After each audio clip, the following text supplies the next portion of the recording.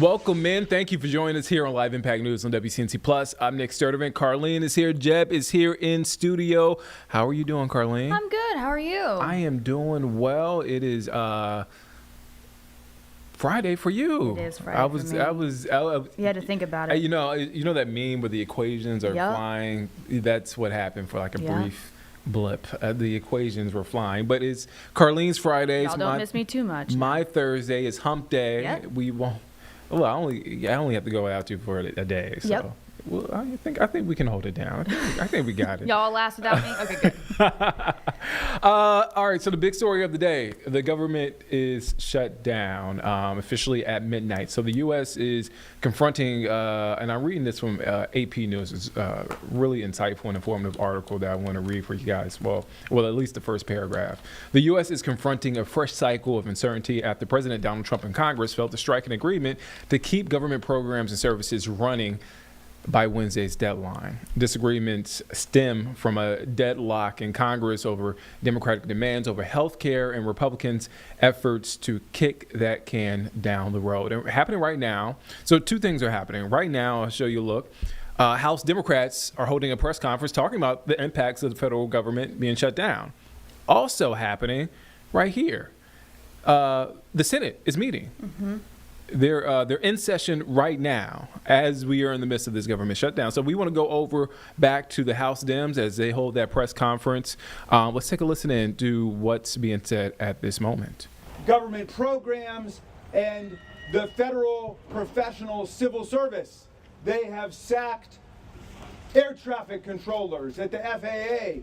They have sacked firefighters from the U.S. Forest Service. They have sacked cancer researchers and epidemiologists at the NIH. They have sacked food and drug safety inspectors at the Department of Agriculture and at the Food and Drug Administration. They have sacked people fighting for consumers at the Consumer Financial Protection Bureau. All of it now culminating in this effort to shut down the government of the United States, which every Democrat voted to stop in the U.S. Congress.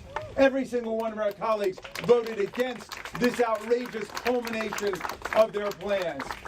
This is a healthcare shutdown as they've stripped millions of people of their Medicaid health insurance going forward indefinitely into the future, which is why we've got to stand and fight. They've stripped millions of people of ACA tax credits that they need in order to pay their premiums and get health protection for their families. They've caused everybody's healthcare costs to go up, which is why we say cancel the cuts, lower the costs, restore healthcare to the American people.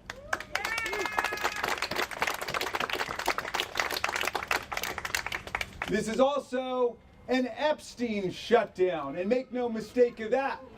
One of the reasons why our colleagues have been absent from work this week is because they did not want to swear in our new colleague, Adelita Grijalva from Arizona, which would have created, guess what, the magic number, 218 signatures on that discharge petition so we can get the bill out on the floor to demand the complete and total release of all of the Epstein files. So they don't want to swear her in, so they're not coming to work. Another impetus for their shutdown against the American people. And we demand complete accountability. We ask for nothing there more than Donald Trump asked for, than Kash Patel asked for, than Pam Bondi asked for. They all said they wanted them released. Then they had 1,000 FBI agents working around the clock. And guess what they saw?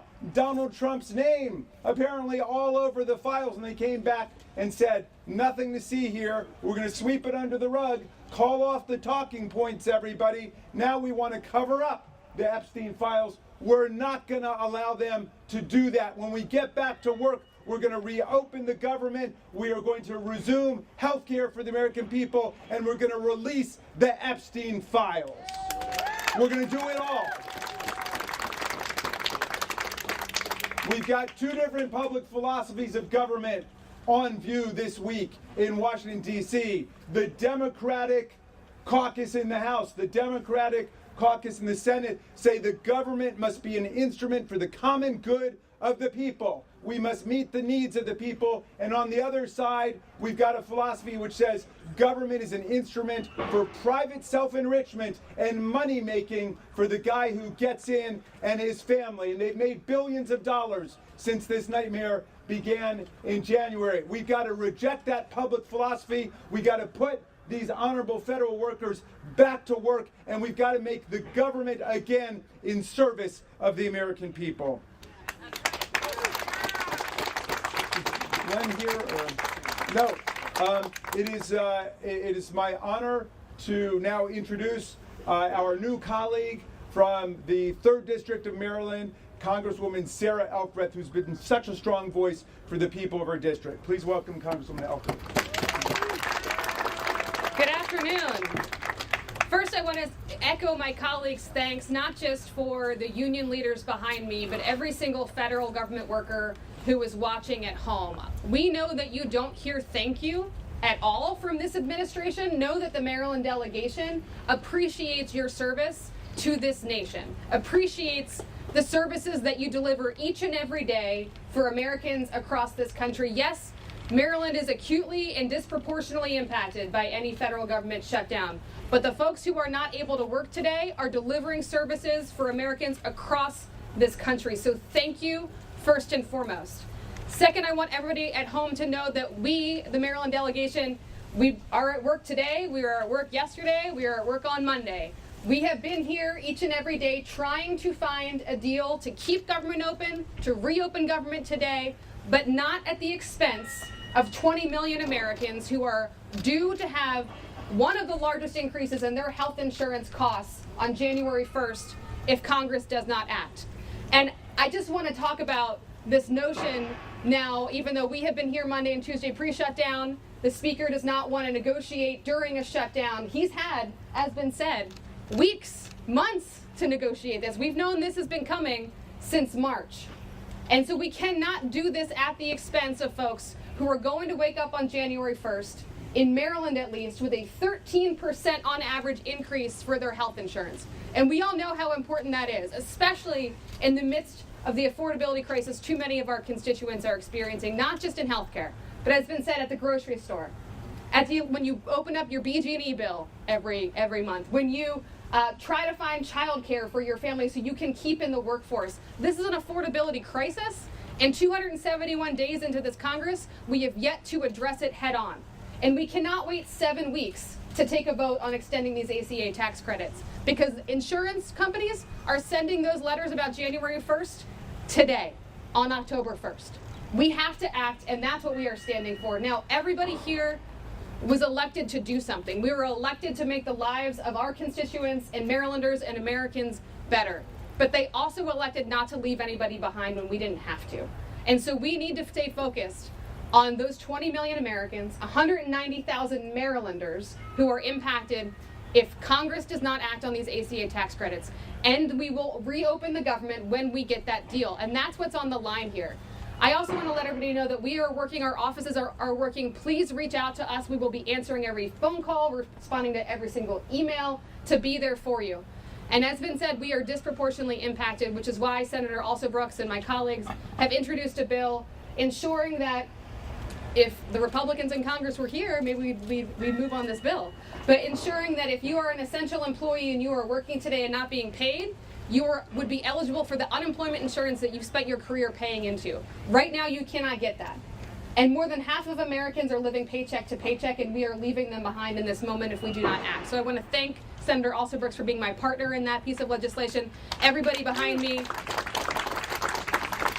for keeping focused on delivering services for the American people. And thank you all for being here. I'm going to turn it back over to Senator Van Hollen. Thank you. Again, thank you to this great federal team, Maryland. Thank you all for standing strong to reopen our government and stand up to Donald Trump. And again, thank you to all the federal employees who are here. We're happy to try and answer any questions. Senator Van Hollen, you mentioned Russell Vogt and OPM. President said directly in the White House the other day that if shutdown happens, they can do some things the Democrats will not like. Do you see that as an empty threat or a promise he's going to follow through on to just outright fire federal workers? I see that as more of the mafia-style tactics that this president and this lawless administration have been engaged in since day one. I want you to think about what started happening back in January. They started shutting down parts of the federal government. They just shut down the parts of the federal government they don't like. I mean, you have a Secretary of Education who says her mission is to close the Department of Education. And that's what they've been doing. And they have been illegally firing federal employees since day one. Now, what they're saying is, well, we're in a shutdown, we're going to fire more people. I want you to understand this on two levels. Number one, a shutdown gives President Trump no more authority to fire people than when we're not a shutdown. In fact, when you're in a shutdown, there are more restrictions on the president's ability to fire people. Now, of course, we're dealing with a lawless administration. But I want you to think about the other part of what they're saying. They're saying they want to reopen the government, at least that's what they're claiming, because they don't want to deny the American people important services. That's our position. And then at the same time, they're saying they're going to fire federal employees who provide the American people with important services, and they're going to do it permanently and permanently deny the American people those important services. This is gratuitous cruelty. And I think people see through it. And I also think the American people will grossly resent a president who tries to use federal employees as his pawns and the American people as his pawns, because the American people will be the big losers. What's going to happen to undocumented immigrants on Medicaid in California? Are they going to lose benefits? Again, the federal Medicaid program does not provide coverage to people who are here illegally. Neither does the ACA tax credits. No. This is a big lie being perpetrated by Republicans because they know the American people don't want to see increases in their health care costs or lose their health care coverage. So what they want to claim, and it is a big lie, is that this is for people who are here illegally. Big lie. You know they're losing when they're lying. Some Republican senators are saying that they are willing to talk about the ACA subsidies at a later date, just not now when it comes to passing a spending bill. And they say that Democrats should have these conversations, but at a later date. What do you say to this? We've seen this played before. These are always empty promises, empty statements. The only person that counts in this negotiation on the Republican side is Donald Trump, because all the Republican senators and the House members, they've essentially given Donald Trump a blank check. They are a rubber stamp for Donald Trump. We refuse to be rubber stamps for Donald Trump, but that's what they're doing. So if Donald Trump wants to negotiate in good faith and address this issue of the crisis in healthcare, which they largely helped cause in their so-called big beautiful bill, but if they want to talk about it, that's what we've said we want to do. But he hasn't been serious. Do you think that is the ultimate off-ramp for ending a shutdown, is talks on ACA and the subsidies with the White House? We want to talk about the issues that are in our bill to keep the government open. That's what we want to do. And we've been wanting to do that for a very long time, as my colleagues pointed out. For months. Republicans have refused to do so. I'm sorry, I'm going to allow. Let me say something. I just want to remind you of something. Last year, we never passed appropriation bills. We never passed an omnibus. We never passed policies that were very important to do so, other than cutting billionaires' tax cuts. We did that. And what did we do? We simply reiterated the policies of 2024 in a CR that wasn't passed until 8 months after the fiscal year began. So to say we'll talk about something later, we don't have much confidence in that, because we have not had any of that discussion over the last 9 months. Senator Maryland Federal Workers from WCNC, we want a county executive in Prince George's County, which has to have, if not one of the highest concentration of federal workers living there, during the last and longest government shutdown. So we've seen this from both sides. Can you speak to what you're hearing, what you heard then, what it was like for your constituents in 2019, and what you're hearing from constituents now? So you're absolutely right. I served as county executive when the last shutdown started. I had just been elected in 2018. And by the way, I'm the only freshman member of the Senate who was an executive. And so my experience is that I have been very close to the people who suffer as a result of the Republican shutdown. And that shutdown, that was Donald Trump's shutdown. This is another of Donald Trump's shutdown. And you're right, it has profound impacts on people. And so we work, as we are going to do this time with United Way and others, to make sure that people have the resources that they need. But we recognize that this does have real life consequences. And it's the reason that we don't take this lightly at all. And again, the Republicans have not only cause the pain and suffering today. But as has been mentioned, this has happened over a 9-month period. The people who have been traumatized as they designed it to be, who have gone to work each day not knowing whether or not their computer would be shut on or shut off. These are the people who have been maligned, the people who, by the way, provide critical services, who have watched research and science be gutted in our government, the ones who are now concerned about the reemergence of measles and hepatitis and these other illnesses that we know kill children but are completely preventable. So these are the people who, nonetheless, this administration have decided to attack and to fire. And it is absolutely atrocious. It really is, and our country will pay for what they are doing in this moment. And Maryland has faced like one of the highest number of pressure for federal workers. Are you worried? You're talking about 15,000 federal workers and counting. Are you not worried about the idea that this kind of bargain will hurt Marylanders more in a way that can't be undone? This is exactly why we're fighting to reopen the government as we speak. As I said before I came out here the first time, Republican senators voted against our proposal to keep the government open without giving Donald Trump a blank check. And our colleagues have all talked about how the fact that for the last 9 months, Donald Trump has taken a chainsaw to the federal government and federal employees and important federal services for the American people. Chainsaw is not my metaphor. That was Elon Musk's metaphor. It was a real chainsaw. So, of course, we are very focused on the impact on federal employees and on federal contractors and on the important services that they provide for the American people who are going to be losing out the most at the end of the day.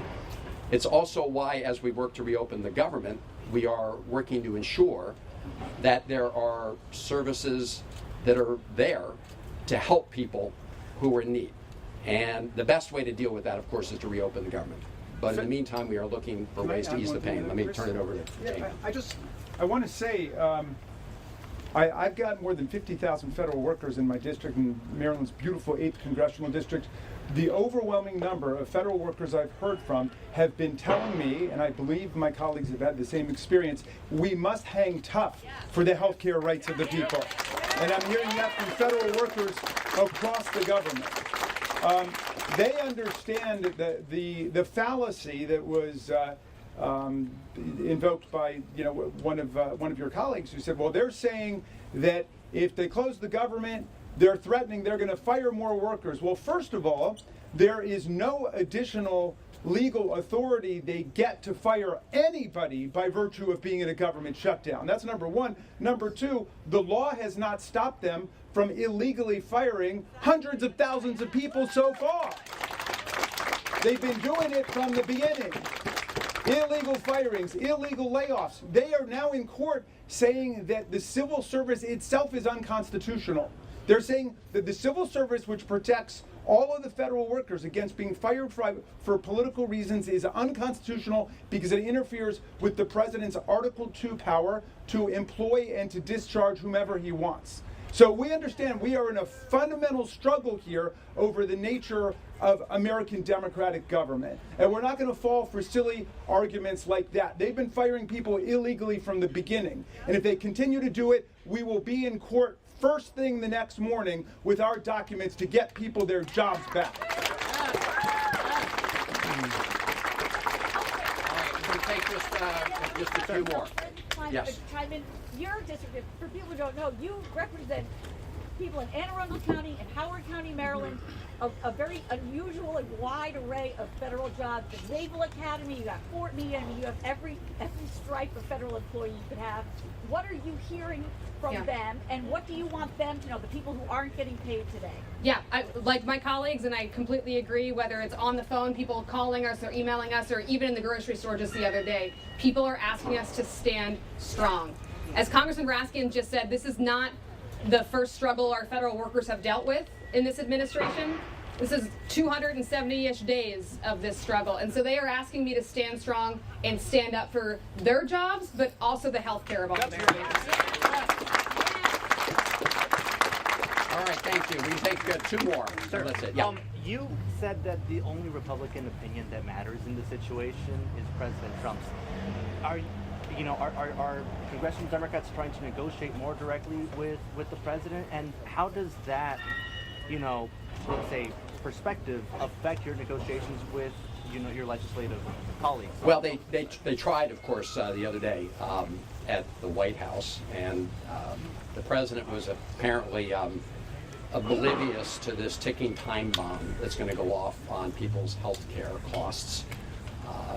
Maybe the message got through, and maybe they'll begin to think about it. But right now, as all of my colleagues have said, we've made our position very clear. We look forward to talking to them if they're ever serious about talking with them.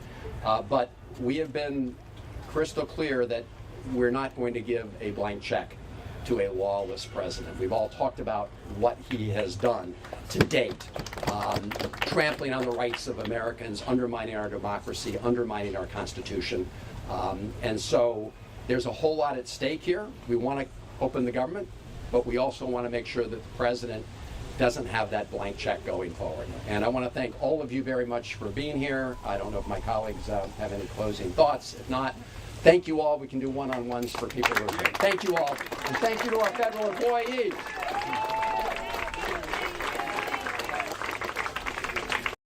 All right, so you're watching Live Impact News on WCNC Plus. I'm Nick Sturdivant. That is a live look at our nation's capital, Capitol Hill, actually.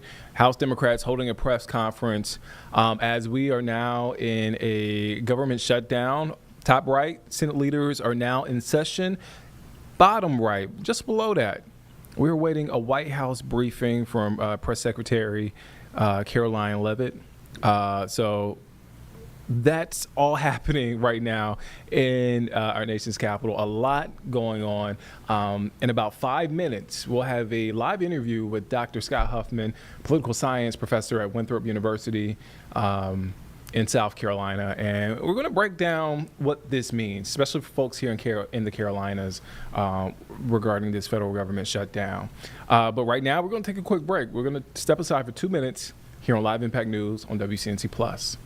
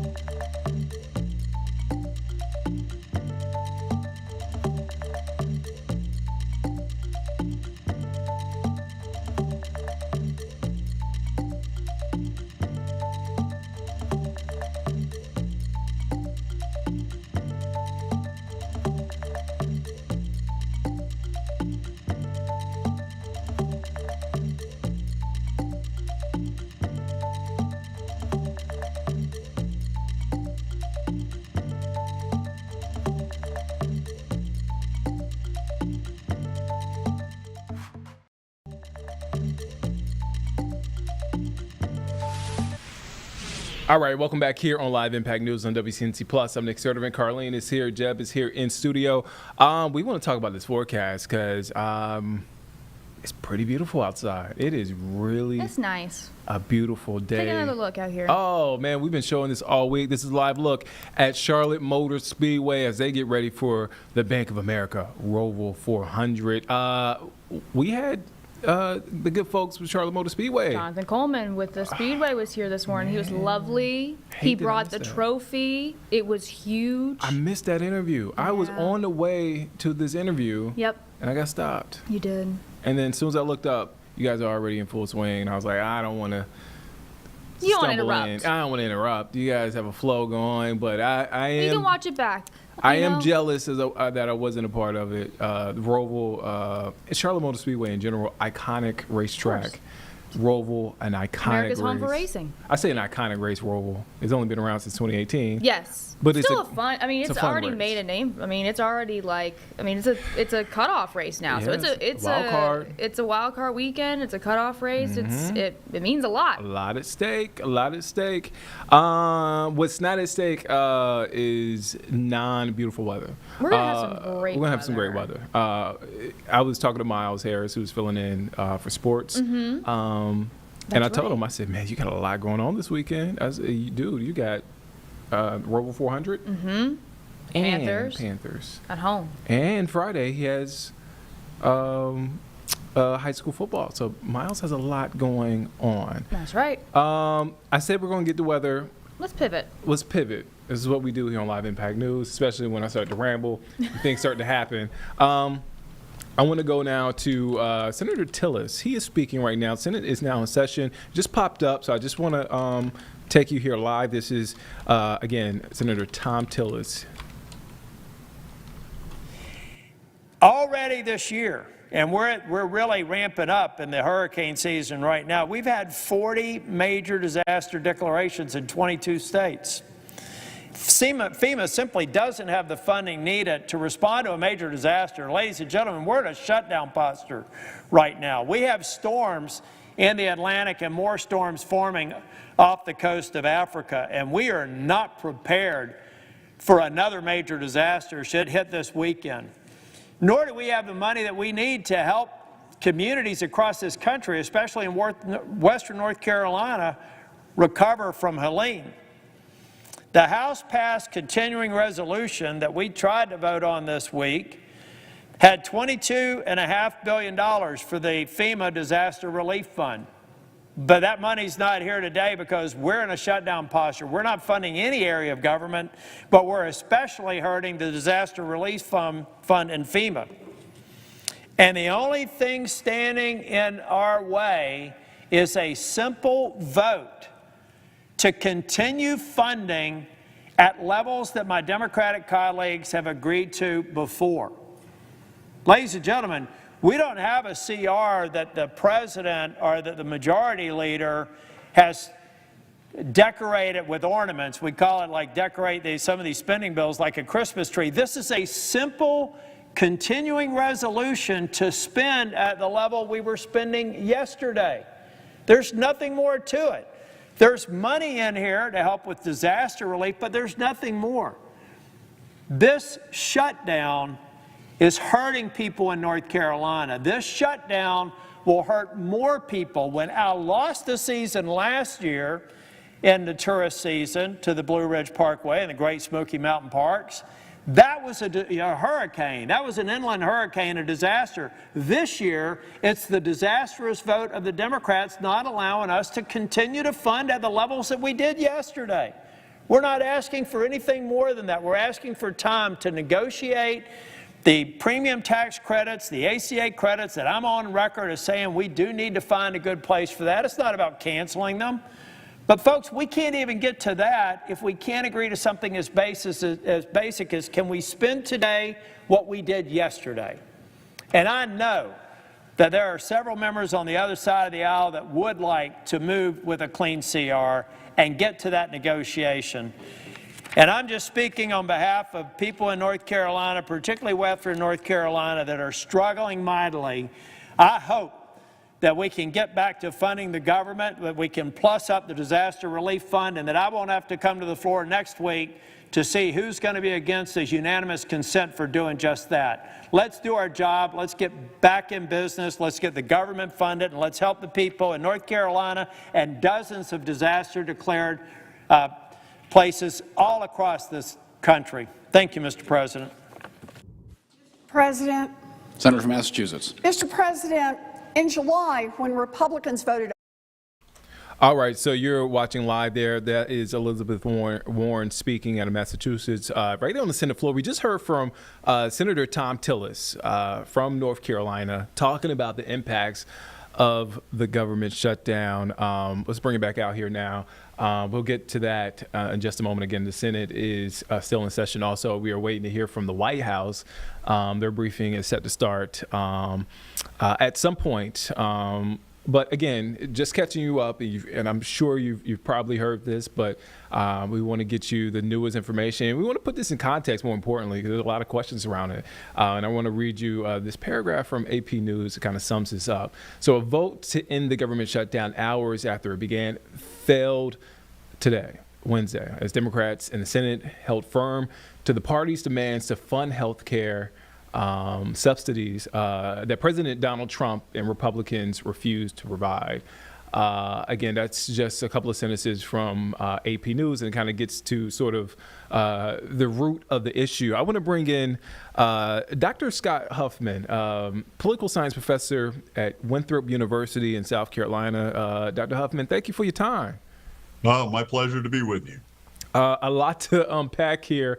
Let's start here. Again, a lot of questions. I've gotten some text messages. I'm sure you have. Can you break down and put in context the impact this shutdown is having, will have on folks, especially here in the Carolinas? Well, you know, at first, it's really not going to be felt by a lot of people, except, of course, federal employees. A lot of the federal employees who are deemed essential are actually still going to have to work. They just won't get paid. So when you go to the airport, those TSA officers might be a little surly because they have to be there and they're not getting paid. Now, that said, most essential services that people think of, like getting Social Security, that's going to continue. There'll be a few things like verifying your eligibility that might not happen. Social Security is funded a little different. So disability insurance, Social Security payments, that's going to continue. If this drags out, what could not continue would be a cost of living adjustment, which people, getting Social Security depend on. So if it drags out, that could happen. The other thing that could impact people directly is the Federal Reserve, who determines interest rates. They're poised for another interest rate cut, which actually Trump wants. But if they can't get data from government agencies like labor data, unemployment, consumer price index, then they don't have enough information to make the cuts that a lot of them are actually leaning towards doing. And those agencies will be shut down. Now, in general, the shutdown's going to continue because Trump actually wants it to happen. He wants a showdown. He says he's going to use it to cut programs that Democrats like. Democrats are going to continue it because, unlike last time, they don't have any senators in a vulnerable position. Previously, there were some moderate Democratic senators in states that they needed to hold on to. Now those moderates are gone. So the Democrats don't need to capitulate in order for some of their members to get reelected. They're going to hold on for those Medicare and health care supplements to be added back in. What does this say? And I'm curious to hear your answer on this one. This is the third time President Trump has presided over a federal funding lapse, government shutdown. What does this say about the political climate right now in our country? Well, we're more polarized really than we've ever been. And part of that is because our political leaders are more polarized. So in the past, even when the public seemed very polarized, and they really weren't, they were closer together on most issues than people thought, our leaders, especially in the Senate, were pretty close together. That's no longer true. The polarization is now at all levels. In the Winthrop poll, the poll we do, we are finding more and more people thinking the other side will not govern ethically if they are in power. So what that means is you're willing to interrupt the democratic process to ensure that your side stays in power because you believe if the other side gets in power, they will be immoral, and unethical. And we've never seen that degree of polarization before. And that's why we're going to see fights like this. Really, they've been kicking the can down the road constantly for the past several years with continuing resolutions, which just means we're going to keep paying for things the way we have in the past. We're not going to fundamentally change the budget. But we passed a big budget bill. I think Trump called it the big, beautiful budget bill. And now, before it takes effect, the Democrats are going to shut it down. So this is kind of a big showdown, a little different, a lot different than continuing resolutions in the past. And just to follow up on that, it's hard to ask this question honestly because there are people that are impacted, real people that are impacted by this. But what are the political implications of this for both Republicans and Democrats? Well, usually anything bad that happens to the economy lands in the president's lap. After the Employment Act of 1946, where the president was given more power to sort of guide the economy, a good economy, a bad economy, whether true or not, landed in the president's lap. Bill Clinton's a great example of this. The economy was going gangbusters when he was president. We actually had no deficits. We had surplus, but that was because of the internet boom. It wasn't really Bill Clinton, but he got credit for it. And the flip side is true as well. Presidents, whether they deserve it or not, get blamed. However, in our highly polarized environment, pretty much all strong Republicans are going to blame the Democrats, and all Democrats are going to blame Trump. So while it's usual for the president to get the blame for this, our very partisan, very polarized atmosphere could change that up. Now, what's important is going forward, how will this shutdown affect the economy? How will that affect independents and how they determine who's at fault here, Democrats or Republicans? Because it's going to be that independent vote, which could be critical in the 2026 midterm elections. You mentioned former President Bill Clinton.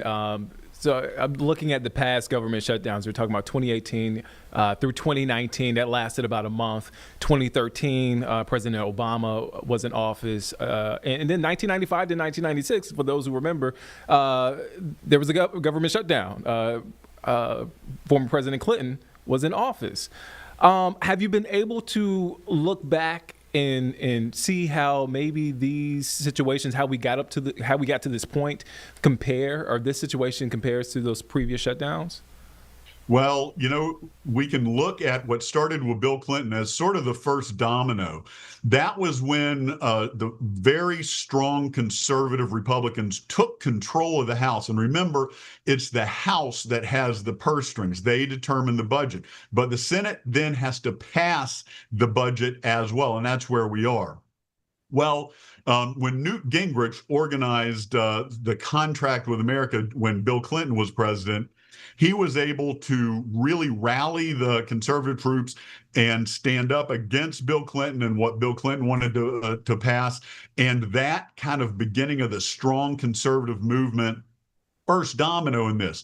And then after President Obama was elected, you see the Tea Party rise up. And the Tea Party Republicans in Congress, again, were willing to shut down Congress rather than pass Barack Obama's agenda. Now, the Tea Party movement, this ultra-conservative small government movement, got wrapped into the MAGA movement.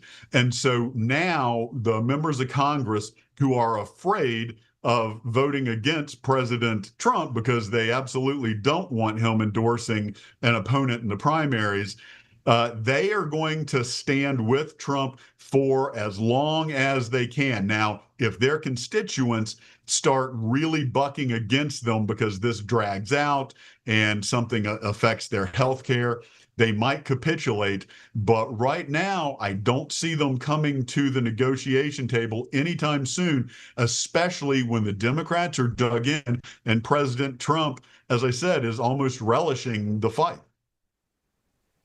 I gotta ask. I know we went down the timeline in great context as far as what the impacts and just previous government shutdowns. But what is the conversation like in the classroom for your students? Your students were not around. I don't even think they remember 2018, 2019, as far as what that government shutdown was like.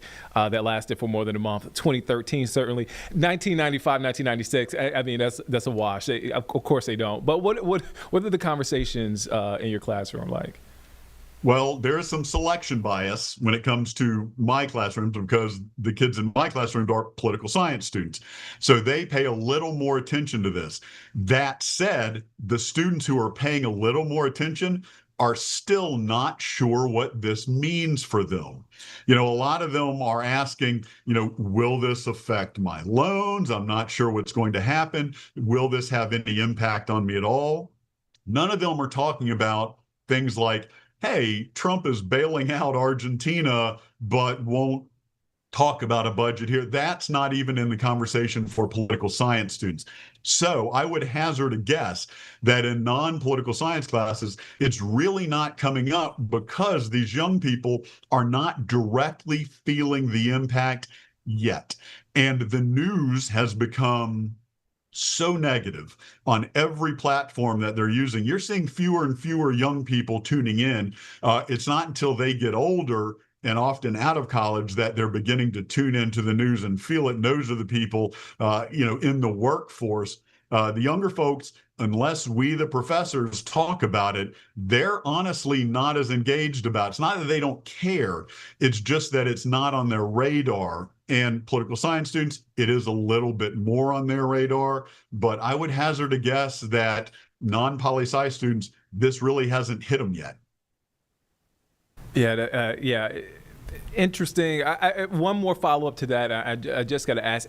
I know, obviously your poli-sci students are more invested in it, but with this generation, is it? Do you find it harder to have these conversations, especially surrounding the government shutdown and what's happening at the federal level? Well, we have to give context in a different way. Ever since Plato, and I'm not kidding, ever since Plato, people have been saying, oh, this new generation, this young generation, they're terrible. All from thence forward, all through the 20th century, the kids are terrible. The kids are terrible. Well, they change, but they're no less terrible than when you and I and our parents were young.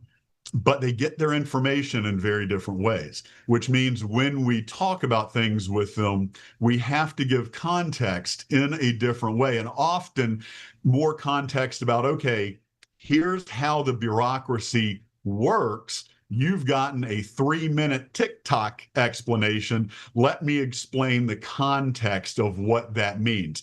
So when they get information, they're not getting it on the regular television as often. They're getting it streaming like now. They're getting it in little snippets. So what has changed for professors like me is really just the sense of context that they need.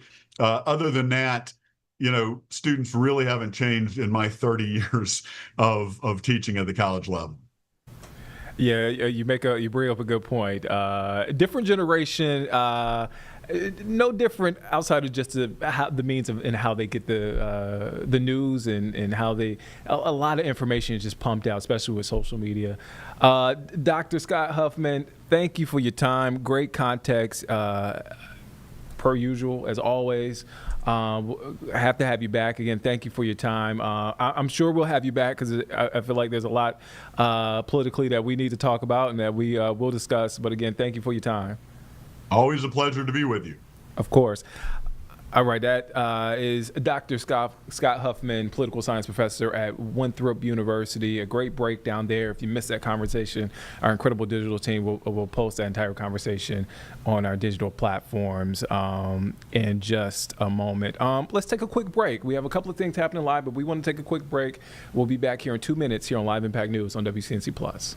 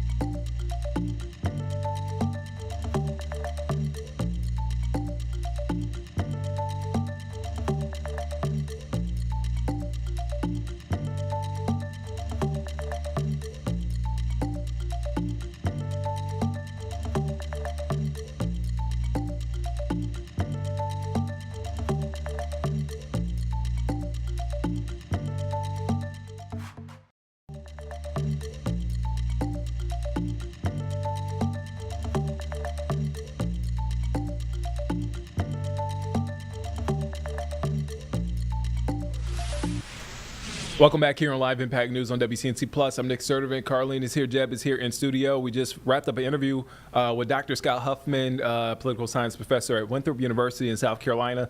Again, the big story of the day, federal government is shut down and it is impacting different agencies, folks. And again, this is day one. And happening right now, the Senate is in session. We heard from North Carolina Senator Tom Tillis earlier. We heard a little bit of Senator Elizabeth Warren. Let's take a listen in to what's being said right now. This is a live look on the Senate floor. Of Nevada felt lost. But I will tell you, out of this horror came something miraculous. In the aftermath of 1 October, Nevadans came together to support each other. People came out in droves to give blood. There were lines around the block. They donated money, food, clothing, and they lent a helping hand to those who had lost so much. I will tell you, businesses, community organizations, and law enforcement did what they could to ease the burden of the families who had been impacted. And I worked across the aisle. All right, so this is a live look at the Senate floor. As I promised earlier, as soon as the White House briefing starts, we want to get that to you. So let's take you there now. This is Caroline Leavitt, along with Vice President J.D. Vance, which, just to be quite honest with you and frank, we didn't know, and it rarely happens. So let's take a listen in. Senator voted against this bill. To be clear, this was the exact same bill that Democrats approved 6 short months ago in March, just adjusted for inflation. This is the same kind of clean funding bill that Democrats passed 13 separate times when they held the majority during Joe Biden's administration.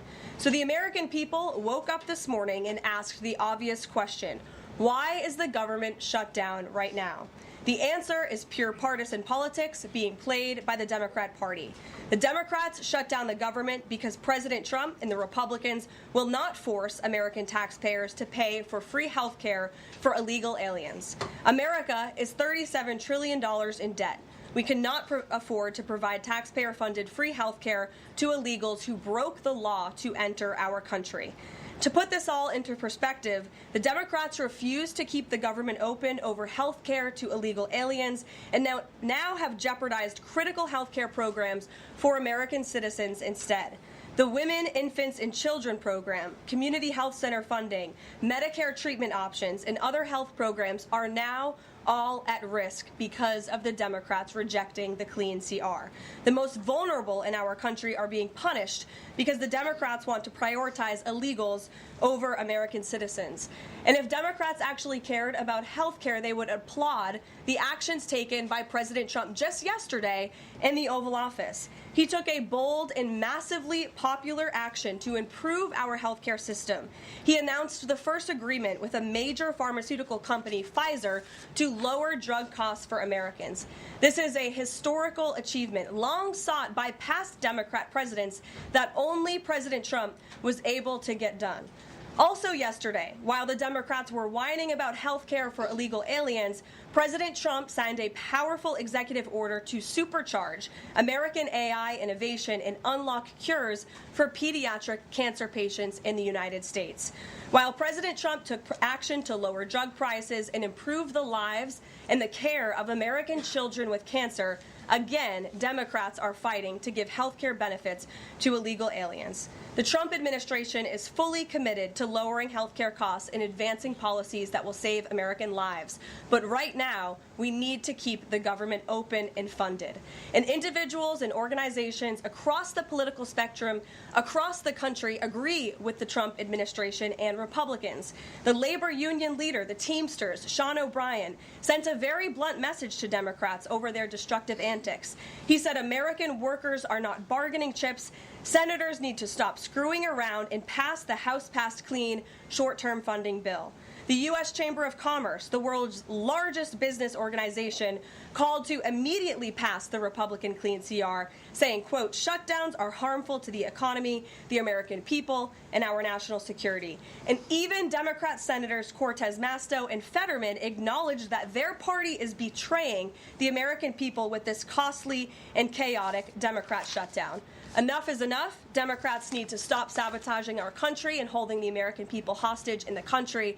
Democrats need to do their jobs. The American people want the government reopened, and this is proven in a New York Times poll showing that 2 in 3 Americans say the government should not be shut down by the Democrats, even if their absurd demands are not met. The president and Republicans are working very hard to reopen the federal government. The vice president here has been crucial in this effort. We encourage all Americans across the country, call your Democrat senators and encourage them to reopen the government. That's what President Trump and the vice president want to do. And with that, I will turn it over to our great vice president, J.D. Vance. Great. Well, thank you, Caroline, and good afternoon to everybody, and good afternoon to everybody who's watching at home. It's a tough act to follow, but let me just say a few things, and then I'll take a few questions. Number one, Democrats say that they care a lot about lowering health care costs, and yet when the president took historic action to work with the drug companies to lower prescription drug prices, the Democrats did nothing to help us. In fact, we would have loved to have the Democrats helping us, but they didn't. They talk about doing something. They don't actually do the hard work of making it happen. What they have done instead is to shut down the government because we won't give billions of dollars to health care funding for illegal aliens. That is what has actually happened. To the American people who are watching, the reason your government is shut down at this very minute is because, despite the fact that the overwhelming majority of congressional Republicans and even a few moderate Democrats supported opening the government, the Chuck Schumer AOC wing of the Democratic Party shut down the government because they said to us, we will open the government, but only if you give billions of dollars of funding for health care for illegal aliens. That's a ridiculous proposition. Let me say two other quick things, and then again, I'll take some questions. Number one, we all understand that Democrats and Republicans have policy disagreements. The Democrats want to do things. Look, when Chuck Schumer and Hakeem Jeffries were in here a couple of days ago, they made some suggestions that the president was more than happy to say, yes, let's sit down and talk about how we can solve the health care crisis that we inherited from the Biden administration. But it's one thing to say that we should solve the health care crisis for Americans. It's another thing to say that we're going to shut down the government unless we give the Democrats every single thing that they want, which, as Caroline says, includes giving billions of dollars of taxpayer funding for health care for illegal migrants. That's ridiculous. You don't have policy disagreements that serve as the basis for a government shutdown. Let's have the conversation about how to fix American health care, about how to make health care more accessible. As the president showed, he's more than willing to act on behalf of the American people for this very reason. What you don't do is say, unless you do exactly what we want to do as congressional Democrats, we're taken hostage. And the hostage, it turns out, is critical, essential services that the American people need. Caroline talked about some of it. Let me talk about some more. Our troops are not getting paid starting today because of the Chuck Schumer wing of the Democratic Party. We have people who require food assistance, low-income Americans who require food assistance, who will not get it unless we reopen the government, thanks to Chuck Schumer and his wing of the Democratic Party. We have flood insurance as we start hurricane season in the southeastern part of our country. That flood insurance is going to disappear because of Chuck Schumer and the far left of the Democratic Party. We need to reopen the government. Let's fix America's problems. Let's work together to solve them. But let's reopen the government before we have our negotiation about health care policy. That's what the American people demand, and that's certainly what the President of the United States wants. Let me make one final point. I think a lot of Americans are asking themselves, why did this happen? Why did the Democrats shut down the government despite, as Caroline said, voting on the exact same piece of legislation 6 months ago? And there are a lot of different spins that we can put on it, a lot of different answers that we could give, all of them true. One answer I already gave is that they want to give health care benefits to illegal aliens. That is true. They gave us legislative text that would have undone us cutting off health care benefits for illegal aliens. That's one of the things that they asked for. But the reality here, and let's be honest about the politics, is that Chuck Schumer is terrified she's going to get a primary challenge from Alexandria Ocasio-Cortez. The reason why the American people's government is shut down is because Chuck Schumer is listening to the far left radicals in his own party because he's terrified of a primary challenge. So I'd invite Chuck Schumer to join the moderate Democrats and 52 Senate Republicans, do the right thing, open up the people's government, and then let's fix health care policy for the American people. Questions? Mr. Vice President. That's a lot. Matt Boyle. Okay. Mr. Vice President, there's two key Democrat lies I would like to get your take on and see if you can address. The first is that you're seeing a number of top Democrat leaders, from Kamala Harris to Chuck Schumer to Hakeem Jeffries, claim that it is a Republican shutdown caused by Trump. The second is that they're out there now claiming that they don't want to give health care to illegal aliens. Can you address both of those lies from the Democrat Party? Yeah, so on the point that it's a Republican shutdown, look, it's obviously a Democratic shutdown. Just look at the vote totals in the House, look at the vote totals in the Senate, and look at the President of the United States' own action and conduct throughout this crisis. Nearly every single House Republican voted to open the government, Matt. Nearly every single Senate Republican voted to open the government last night. And even to their credit, a few moderate Democrats voted to open the government.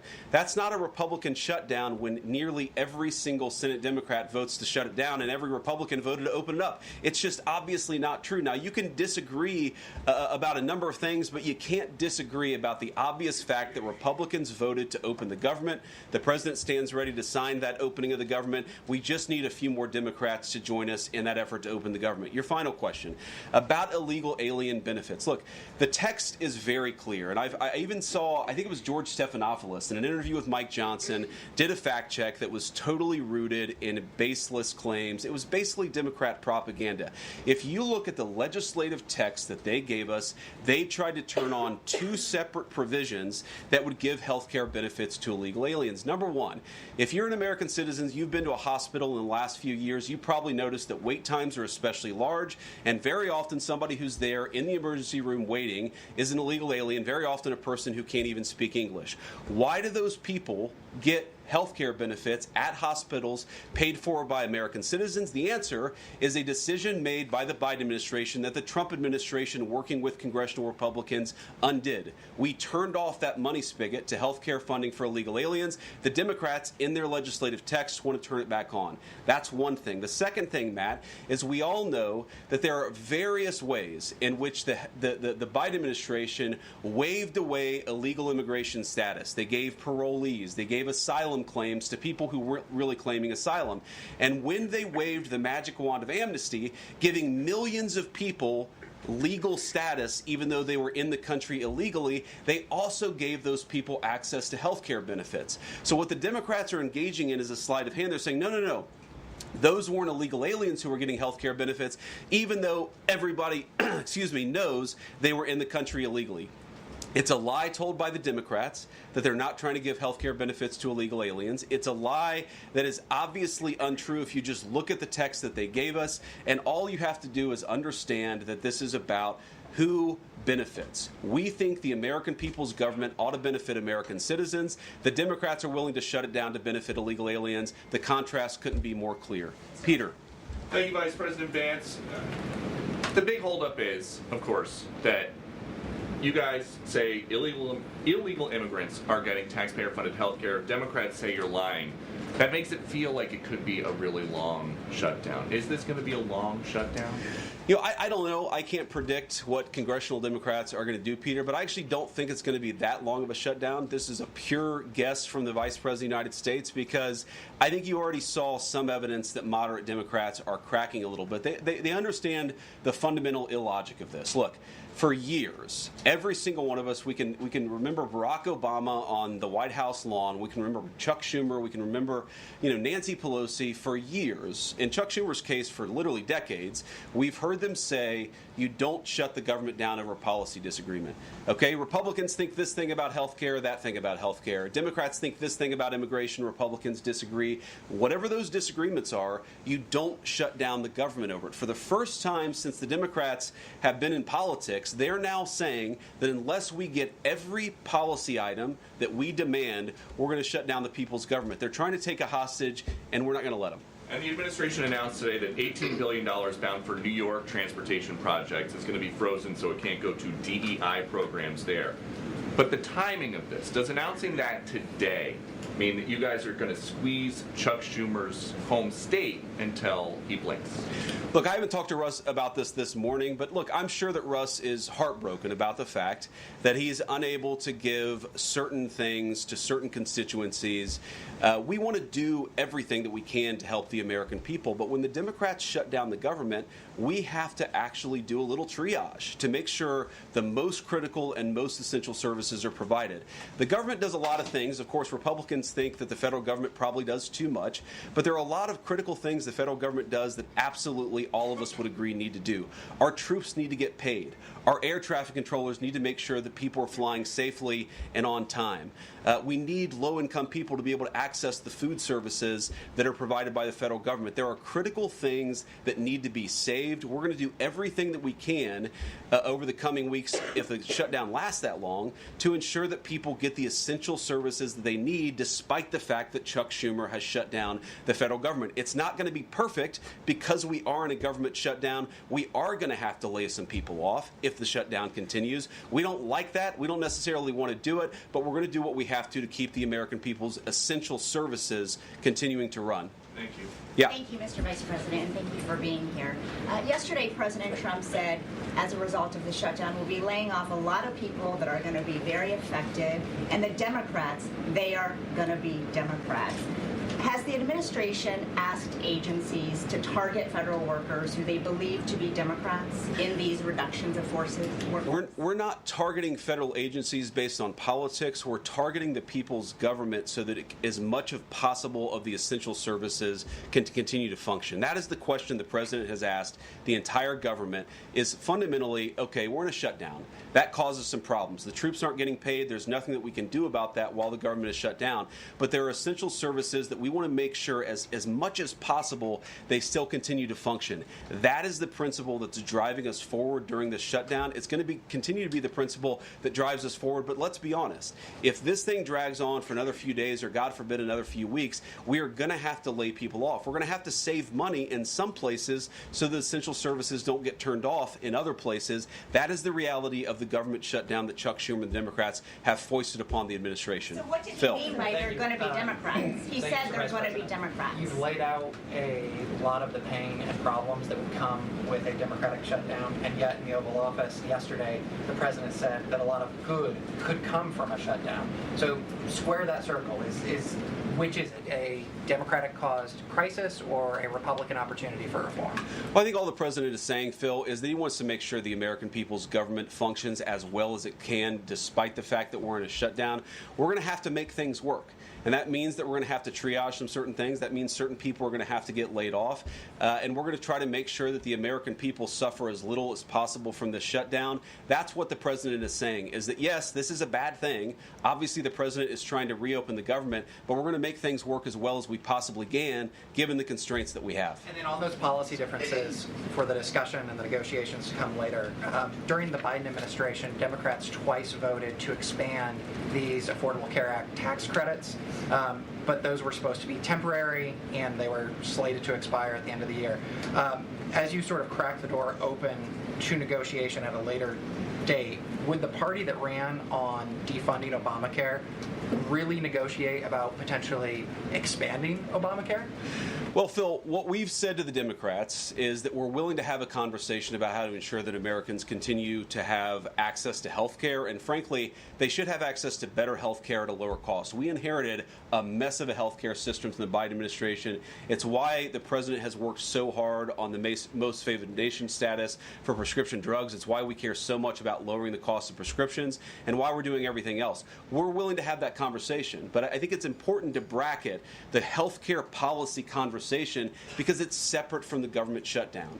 We think that we can open the government and then have the conversation about what best health care policy to fit the needs of the American people. That's all we're trying to do. That's all we're trying to accomplish. We've got to reopen the government first. Now, Caroline, I don't know how you do this, how you actually choose people, because I don't know 90% of the names in here. Is it just who's the best dressed? Okay, I really like your shirt. Go ahead. Thank you, Mr. Vice President. You are president of the Senate. Can you talk about what you're doing, what the administration is doing to try to get other Senate Democrats to vote to open the government? Yeah, we're talking to a number of our colleagues, Democratic and Republican, in the Senate. I talked to a number of them last night. The president, of course, is talking to them as well. I think there really are two categories of demands that I've seen privately from congressional Democrats. I think on the one hand, those who are negotiating in good faith are saying, look, we just want to make sure that we're able to have a conversation with the administration about some of the critical needs that we see that need to get fixed over the next few months. We recognize it's kind of absurd, and a lot of them will admit in private that it's kind of absurd to shut down the people's government over these disagreements, but just agree to negotiate with us in good faith on these issues, and of course we're having that conversation with them. Then there's another category, people who say, give us everything we want or we're going to keep the government shut down. We just write those people off because they're not negotiating in good faith. And frankly, we don't need them. We've already got 3 more Democrats last night than I thought we would get. And I think it's because they recognize the illogic of the position of taking the entire American economy hostage because they don't get their policy priorities. So 3 moderate Democrats joined 52 Republicans last night. We need 5 more in order to reopen the government. And that's really where we're going to focus, is how to get those 5 additional Democrats. Thanks, Mr. Vice President. First 2 questions. Are there plans to meet Democratic leaders again in the coming days, or are you planning on plucking off senators one by one? So that's the whole question? No, I got a second question. Okay, go ahead and ask the second question. So the president's been posting some images of Leader Jeffries and Senator Schumer. I saw. Recently. You've said that you're interested in good faith negotiations with these leaders, but what message does that send? Is it helpful to post pictures of Leader Jeffries in a sombrero if you're trying to have good faith talks with him?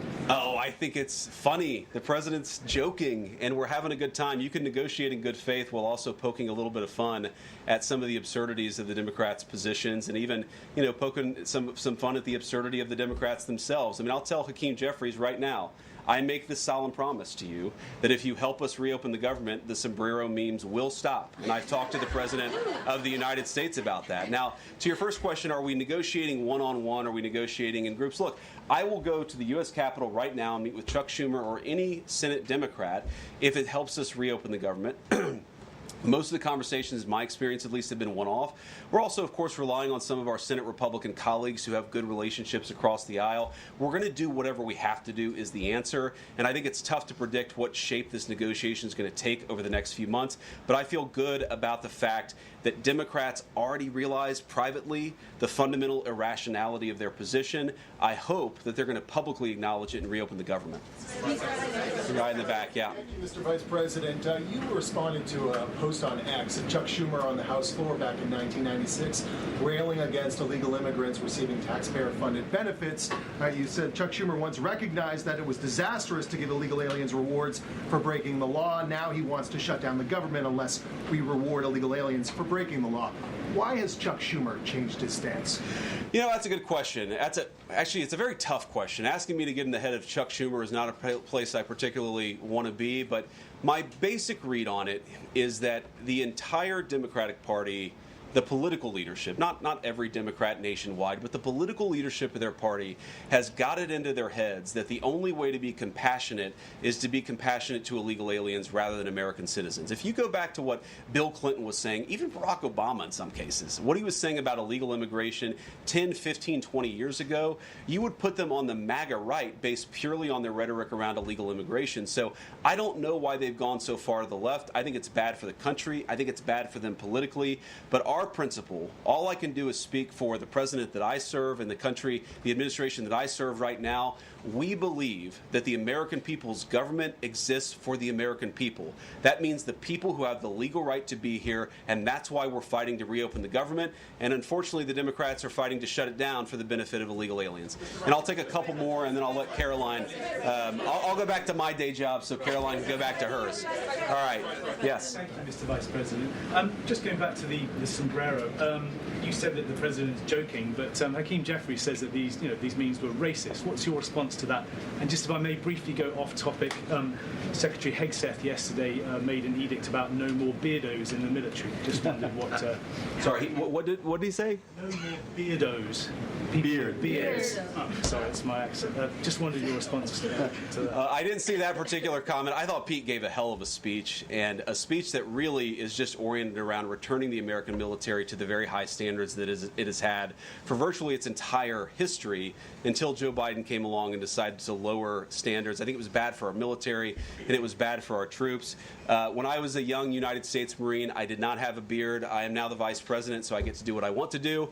But I think Pete's trying to re-implement high standards, and that's a very good thing. On the sombrero thing, I mean, Hakeem Jeffries said it was racist, and I know that he said that, and I honestly don't even know what that means. Like, is he a Mexican American that is offended by having a sombrero meme? I mean, I saw one of the major TV stations put the meme up and then say, this is AI generated.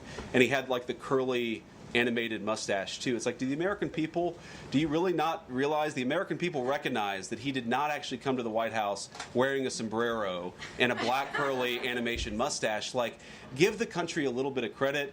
We're all trying to do a very important job for the American people. The President of the United States likes to have a little bit of fun when he's doing it, and I think that's okay. I'll take one more question. Mr. Vice President, in every previous shutdown, workers have been furloughed, not laid off. So why does the President want to fire some workers and not just furlough them? Why is this shutdown any different? Well, first of all, we haven't made any final decisions about what we're going to do with certain workers. What we're saying is that we might have to take extraordinary steps, especially the longer this goes on.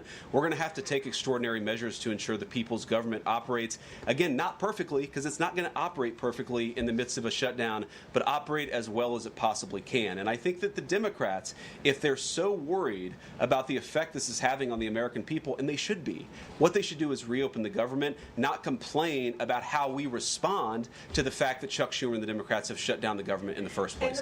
Thank you all. Caroline. Targets and benefits, Mr. Vice President. Thank you. See you guys. Benefits to be cut as well? All right, guys. Well, let's let the fun continue. The Vice President's a very busy man, and I'm happy to take some more questions. I know there's more news today.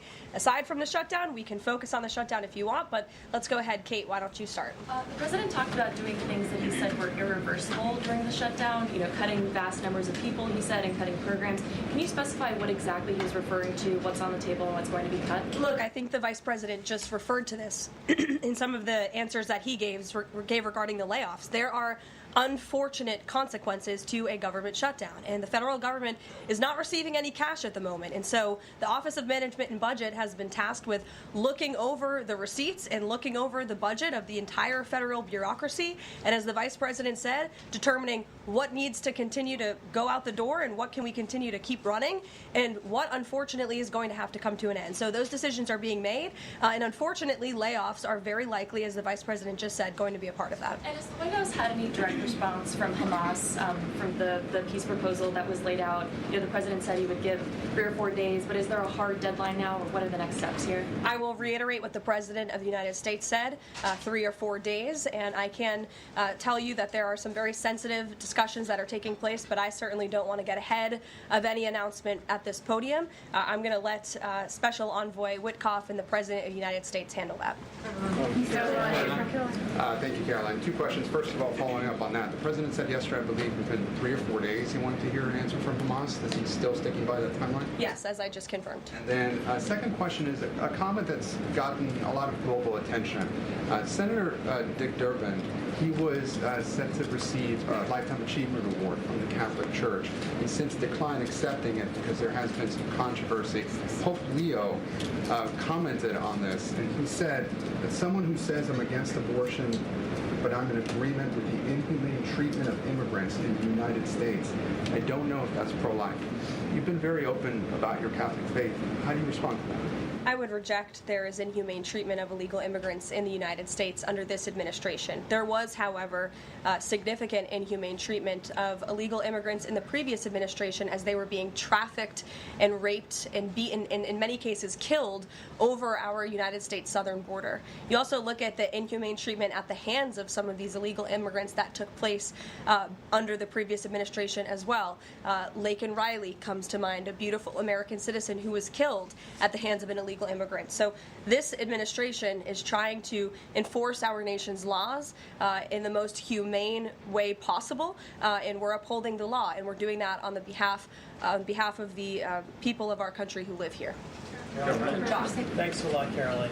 What is the level of concern that the administration has regarding a protracted government shutdown in terms of its impact on the U.S. economy and also its impact on small businesses as well?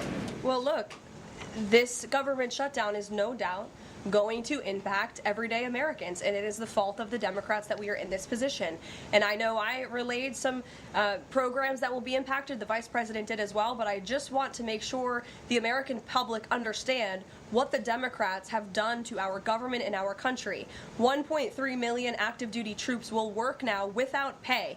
Critical food assistance for low-income women, infants, and children will now lapse. No new mothers or children are allowed to join this critical program because of the Democrats' decision to shut down the government. Telehealth services for seniors and in-home treatment options for Medicare patients will now come to an end. Nearly 50,000 members of the United States Coast Guard are going to have to work unpaid. Over 13,000 air traffic controllers will work without pay, as well as TSA agents, which will very likely create flight disruptions. And pay will now stop for over 150,000 federal law enforcement officers. These are not just numbers and statistics. These are real Americans who have families at home. And I saw some Democrat members today saying they're still going to accept their paychecks because they have 3 kids at home and they have mouths to feed. Well, so do these federal workers who those same Democrats just voted to shut down the government and turn off their pay. And we believe that's very unfair, and it's why the administration wants to see the government reopened. GDP growth fell by about 0.5 percentage point during the last government shutdown during the president's first term. Are you expecting a similar type of impact on GDP growth related to this potential protracted government shutdown? Well, look, I think it's dependent upon how long this shutdown continues. So it's dependent on how long it takes Democrats to muster up the coverage, 5 of them, to vote in the best interest of our country, our citizens, and our economy.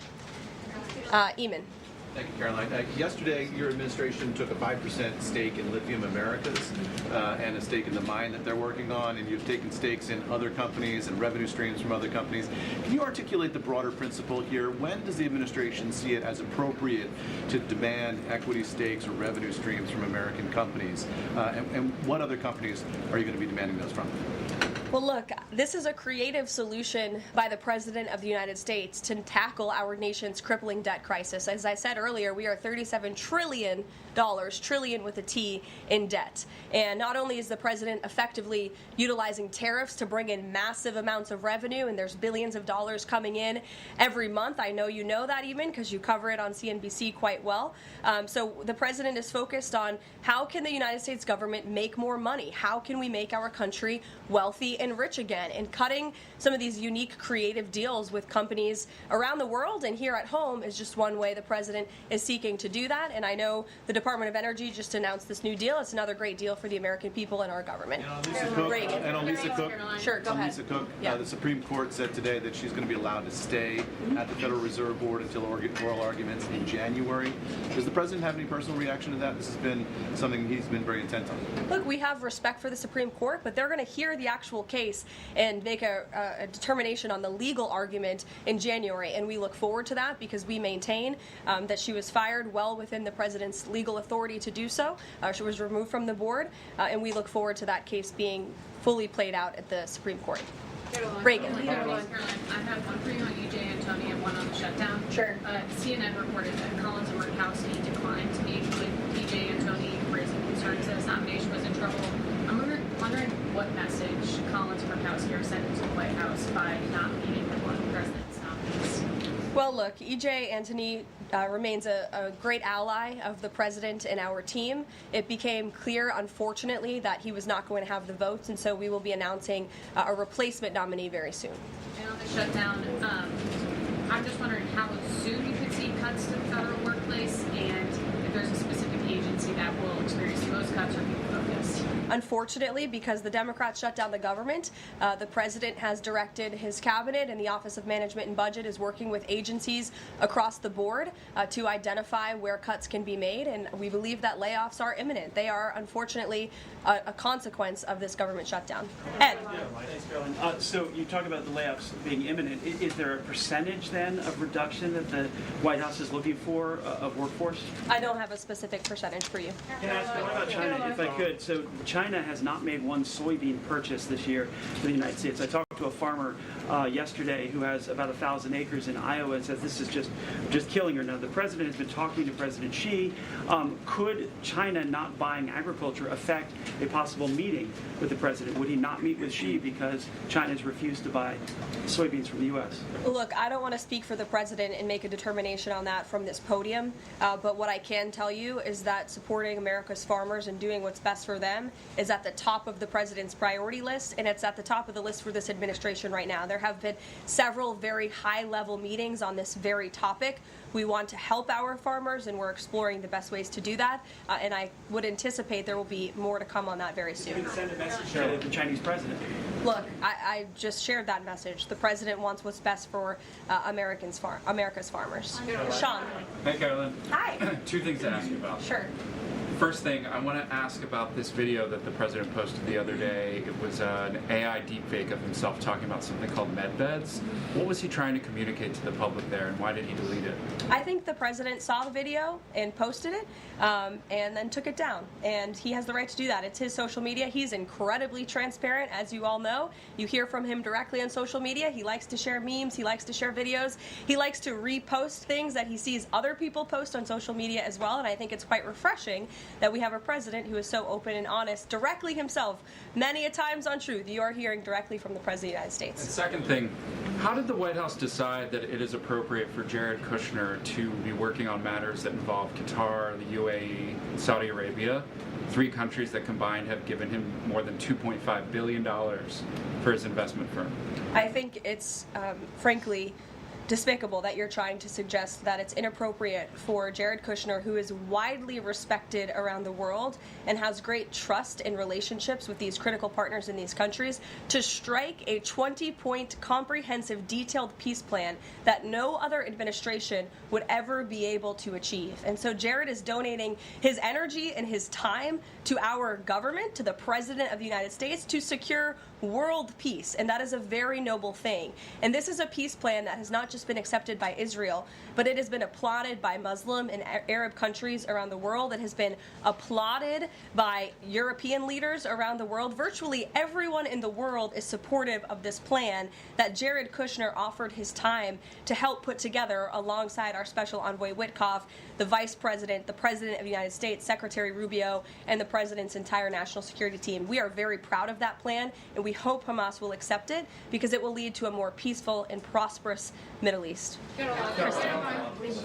Two questions. One, we're talking a lot about these layoffs and hypotheticals, but Speaker Johnson earlier today said that there is a proposal from the White House that House Republicans are expected to hear this afternoon about these mass layoffs. Can you tell us what is in that proposal, what agencies, what programs, what jobs? What he's referring to is a proposal that our Office of Management and Budget Director, Russ Vought, is going to be proposing to the House Republican Conference. He's going to kind of walk them through what this unfortunately is going to look like so they can discuss it with their constituents back home in their respective districts. So I don't want to get ahead of the Office of Management and Budget, but I'm sure you'll be hearing more about that very soon. Look, we have to put a plan in place. It would be irresponsible of us not to take a look at each and every agency and get an understanding of what we're going to have to do moving forward to do the best we can in the midst of this government shutdown. Just one more question on Netanyahu. Thanks, Caroline. Just on that point, though, Russ Vought told House members, according to our notice reporting, that RIFs would happen in 2 days. Already, we know that some have been sent out from the U.S. Patent Office. So I wonder, one, this administration continues to say that they don't want to lay people off, but obviously there is a plan to lay people off. So what is your message to those people who are getting laid off? And then if the government reopens, will those RIFs reverse? Are they not permanent if the government opens, specifically if it reopens pretty quickly? Well, sometimes you have to do things you don't want to do, and it's because the Democrats have put us into this position. If the Democrats did not vote to shut down the government, we would not be standing up here talking about layoffs today. We'd be talking about all the other news stories going on in the world in our country. We'd be talking about all of the great things that this administration is doing to uplift Americans across the country. But unfortunately, The Vice President of the United States and I have to come out here today to talk about a government shutdown that the Democrats put us in this position. And a second question, Joey. Thanks, Caroline. I'm just trying to clarify the timing of these potential layoffs to federal workers. You said imminent. The Vice President seemed to say in a couple of days. It looks like Russ Vought maybe said in 2 days. When would these layoffs begin? 2 days, imminent, very soon. You will expect more announcements right now. Is it just unclear, or are you waiting? No, it's not unclear. All of those things are very synonymous with one another. These rifts are unfortunately going to happen very soon. And it'll definitely happen. Dasha, go ahead. We've been talking about the Affordable Care Act, enhanced premium tax credits, and sort of the politics of it all, right? But this is a very real, tangible impact that American people will feel. The Kaiser Family Foundation says that with the ACA enhanced premium tax credits, without them, premiums will go up 114% on average. 19 million of the 24 million people who rely on the coverage are in states that President Trump won. Is he concerned what will happen to those families if this tax credit expires? And aside from the shutdown, is there a plan to keep those premiums down? Look, as the Vice President just said, we are more than happy to have this conversation. The President and the Vice President and this team are more than happy to have that conversation with Republicans and Democrats on Capitol Hill. But it cannot happen right now. Right now, we need to reopen the United States federal government because people are going without pay. You have thousands of federal workers who have to show up to work and not get paid, and that's an unfortunate situation the Democrats have put us in. Then we can discuss this very important issue of health care that the President absolutely wants to fix. As I mentioned yesterday, he took... But those premiums do not expire until the end of the year. It's October 1st right now. And so we have a few months to have that conversation. And it's irresponsible of the Democrat Party to try to convince the American people that that conversation has to happen right now. No, what needs to happen right now is the reopening of the United States federal government. And then this administration will be happy to work with Democrats in good faith to come to a policy determination. But one red line the government has already made clear, this administration has already made clear, this administration is never going to support taxpayer-funded benefits going to illegal aliens. And we think it's despicable that that was one of the first proposals that Democrats put in their funding proposal and their CR. The Republican CR was a clean CR that would keep the government open. Democrats have voted for it 13 times in the past. The Democrats put this poison pill in there, this partisan pill. Why? Because they are beholden to the far left radicals in their party. And you already see 3 moderate Democrats having the courage to say no.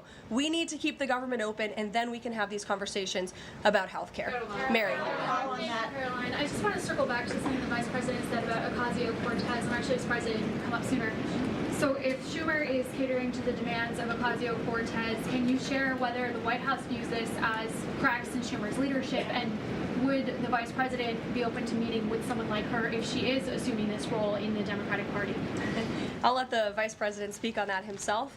I think that certainly Senator Schumer was not expecting 3 moderates to break with him last night. In fact, last night you heard Senator Schumer say he can't guarantee that he will be able to hold his caucus together. And so again, we encourage Democrats to have the courage to do the right thing, do what you have done 13 times previously, and vote for this clean continuing resolution to keep the government funded.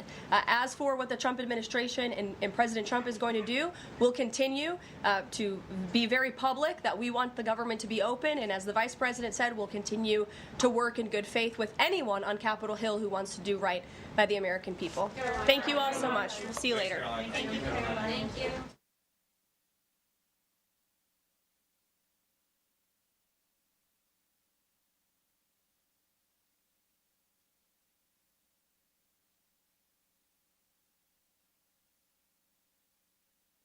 All right, so you're watching Live Impact News on WCNC Plus. I'm Nick Sturdivant. That right there, the White House briefing.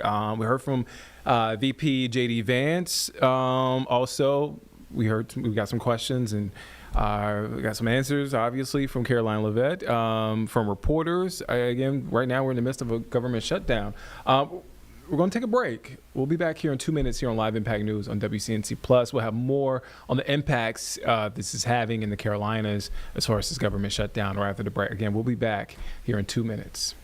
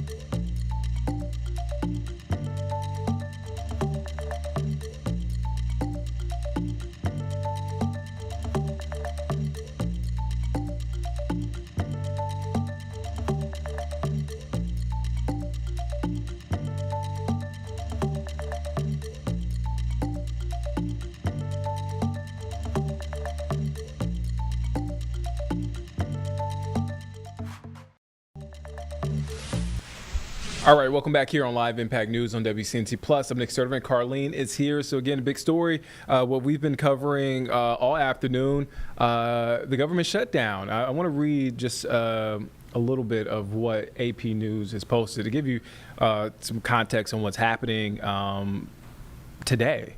So a vote ended the government shutdown a vote to end the government shutdown hours after it began failed Wednesday. Again, a vote to end the government shutdown hours after it began failed Wednesday as Democrats in the Senate held firm to the party's demands to fund health care subsidies that President Donald Trump and Republicans refused to extend. So again, we're in a government shutdown. Both sides are pointing the finger at each other. Impacts all over. So right now we have WCNC Charlotte's Julie Kay, who covers all things politics here in studio. We've been talking about the impacts. We had Dr. Scott Huffman on from Winthrop University giving us some context, but these are real people that are impacted by this government shutdown. It doesn't matter what side of the aisle you're on. Yeah, absolutely. You actually did. You got a statement from Representative Chuck Edwards. You're going to speak with Congressman Tim Moore a little bit later. I mean, you've been all over the place. Just kind of give us a breakdown of what you have so far. Right. So we've got some interviews lined up with, like you mentioned, Republican Congressman Tim Moore. And earlier today, we heard from North Carolina Democrats. So Alma Adams, Deborah Ross, those congresspeople as well. So like you mentioned, everyone's kind of pointing fingers at each other. The Republicans are literally calling this a Democrat shutdown. Democrats are saying, well, you guys are in the party in power. You should be working with us to come to a solution here. The big debate, though, is, of course, health care and people specifically using the Affordable Care Act. This continuing resolution or this budget bill would not continue a subsidy for the Affordable Care Act, which would raise premiums for those people, which in turn, for a lot of people, would mean they would end up uninsured. They wouldn't be able to pay. And Democrats say not only is that bad, but that would then raise rates for everybody else. And so we talk about cost of living. When you ask people what is their biggest concern right now, on either side of the aisle, most people would probably say cost of living. Healthcare is a big chunk of that, is what the Democrats are arguing. Republicans are saying this was supposed to be a temporary subsidy to begin with. This was COVID era. We don't need to continue this anymore. There are other things in this bill that help with healthcare, for example, money for rural hospitals. But there's also other parts of this bill in general that are necessary. A lot of our North Carolina Congress people, I know that Chuck Edwards mentioned this, I believe Tim Moore will probably speak on this as well, but relief for Western North Carolina in particular. Above all, though, you talk about impacts to people. We're talking 140,000 people in North Carolina that are not going to get a paycheck until this is fixed. That is federal workers, so that includes people who work at state buildings, that includes TSA agents here in Charlotte at our massive airport. It also includes military personnel. So that is a lot of people heavily impacted by this, and so it's a lot of pressure. We haven't been in this moment with a government shutdown in a long time. At that time, it's been many years. There was also this kind of scuffle of there's no end in sight. So I do want to remind people that shutdown, though it was bad, did not get to the point where we saw SNAP benefits ending with benefits ending, and we were still in this same stressful, wow, there's no solution in sight. So that is kind of where everyone's at right now. There's no common ground, but it is still possible that something could happen at any time. Yeah, it was uncertain. I remember covering that back in 2018 into 2019, just the uncertainty then, but even now, a lot more uncertainty. We were chatting as we were wrapping up this White House briefing. You got a chance to speak with Nura Shub, because to your point, a lot of federal workers here in this area, they're not going to get those paychecks, and look, you got to put food on the table. A lot of these folks have families, and so a lot of folks got to pay their rent, got to pay their mortgage. And they also got to buy groceries, and they got to get it from somewhere. And folks like Nura Shub, they're there to fill in a gap. But, I mean, something's got to give. Yeah, and this is something like this where you have millions of people, hundreds of thousands here that are going without a paycheck. When you mentioned a lot of these people have families, this is going to put strain on other programs. So Nourish Up, of course, is not the only food bank here, but even them, they have seen record numbers already this year for all sorts of reasons. I mean, they said this is a compounding issue of costs are up. We've got in Western North Carolina, though they're strained because of hurricane relief. At the same time, the federal and state government here, both Republican-led for the most part at the legislative level, trying to make cuts to things that they say are waste, fraud, and abuse, and make the government more efficient. But in turn, that has also cut back some of our federal programs that some people do rely on. And now when we have more people that are going to rely on this all of a sudden overnight, which is what they did see in 2018, 2019, that puts more strain on everything. And so while they did say, like I mentioned, they're not at the point where like SNAP benefits, WIC benefits are going to be cut, those type of programs for the most part, and I have reached out to NCDHHS to get some more clear numbers, so we're waiting on that. But we don't expect that to get cut in the next couple months. They have cushion for something like this. But the more immediate impacts are, like you mentioned, the TSA workers at Charlotte International Airport, huge airport that's going to be heavily impacted by this, and the people who work there will be as well. But people who aren't even losing their paychecks now are not competing for the same resources, but that's kind of how it feels at this point. I do got to ask you on a personal note, because you're our go-to as far as politics.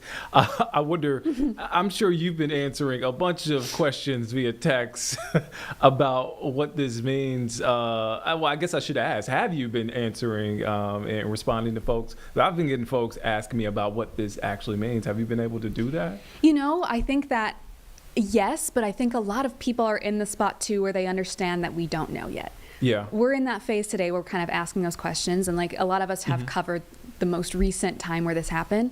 But I feel like this administration in general is so different than even Trump's first administration that we don't know how long this is going to go.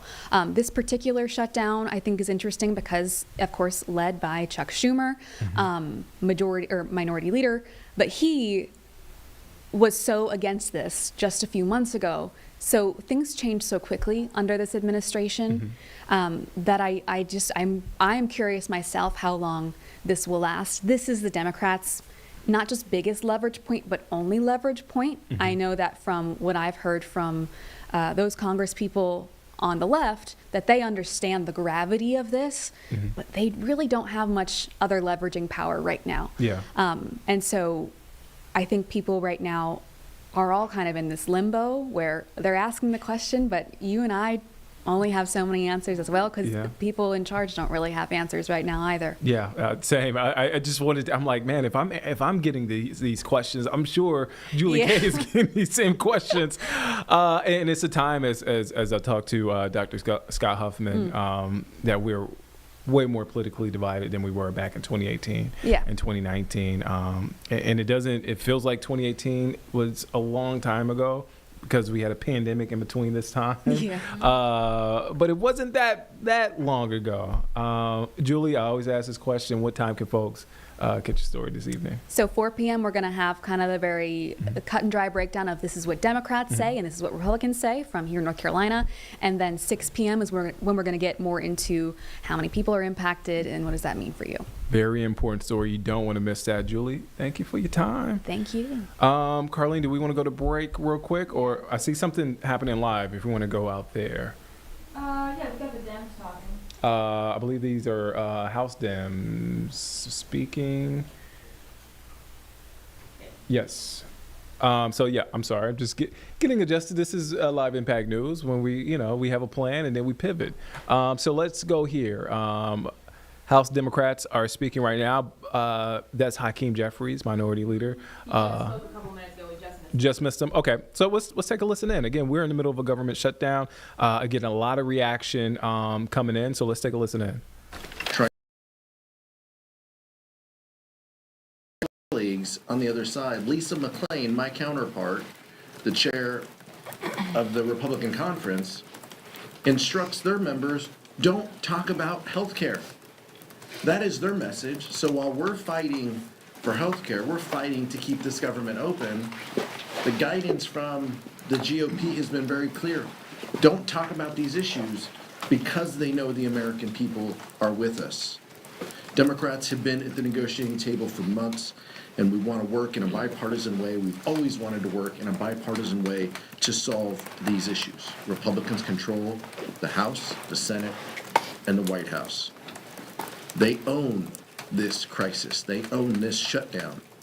And instead, they want to use people as political pawns. Russ Vought wants to lay people off. He wants to fire people. He wants to use this shutdown to carry out the agenda that he has wanted all along. It's shameful and it's wrong.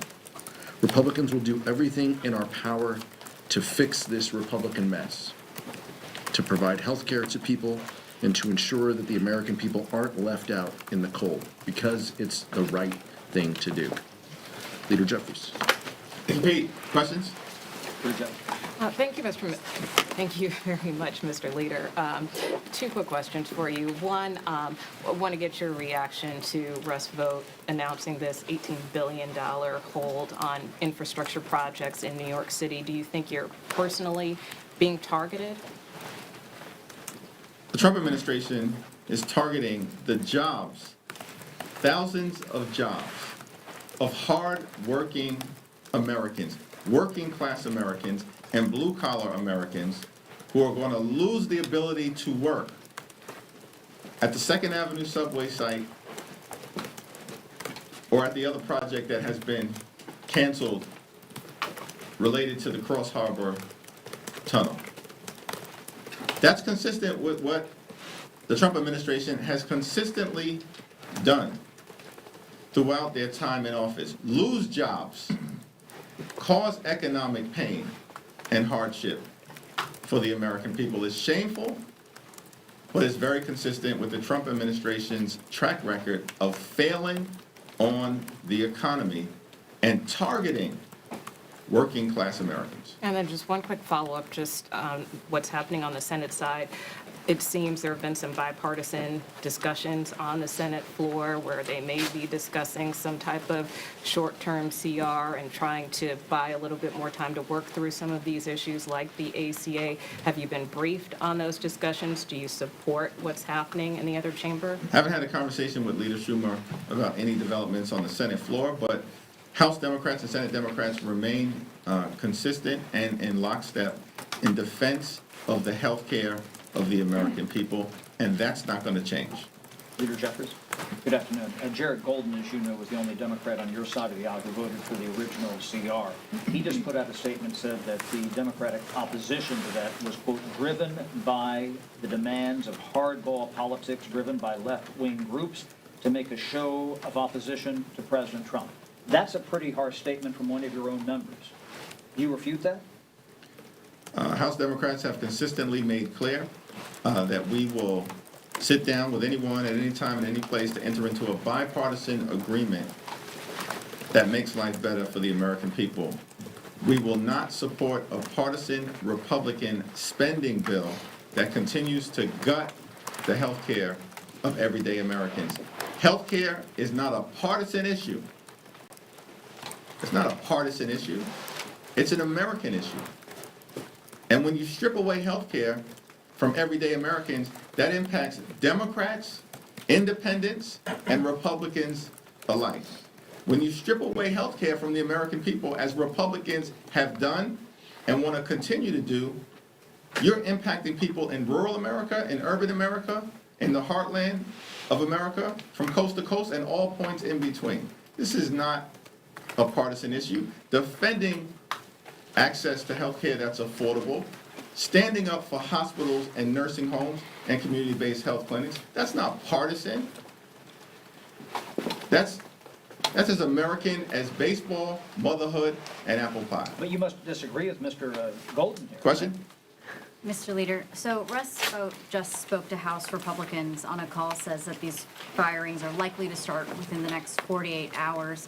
Also said that WIC is going to run out of money within the next week. And he just posted that $8 billion of green energy will actually be cut immediately. And it's going to affect 16 states, all of them which have either Democratic leaders or Democratic majorities in their state houses or Senate. What's your response to that? Are you feeling the pressure? These are all things that the Trump administration has been doing since January 20th. The mass firings of federal workers, Trump administration has been engaging in this since January 20th. Targeting the clean energy economy, Republicans have been doing that since January 20th and assaulted the clean energy economy and the creation of good-paying American jobs in their one big ugly bill.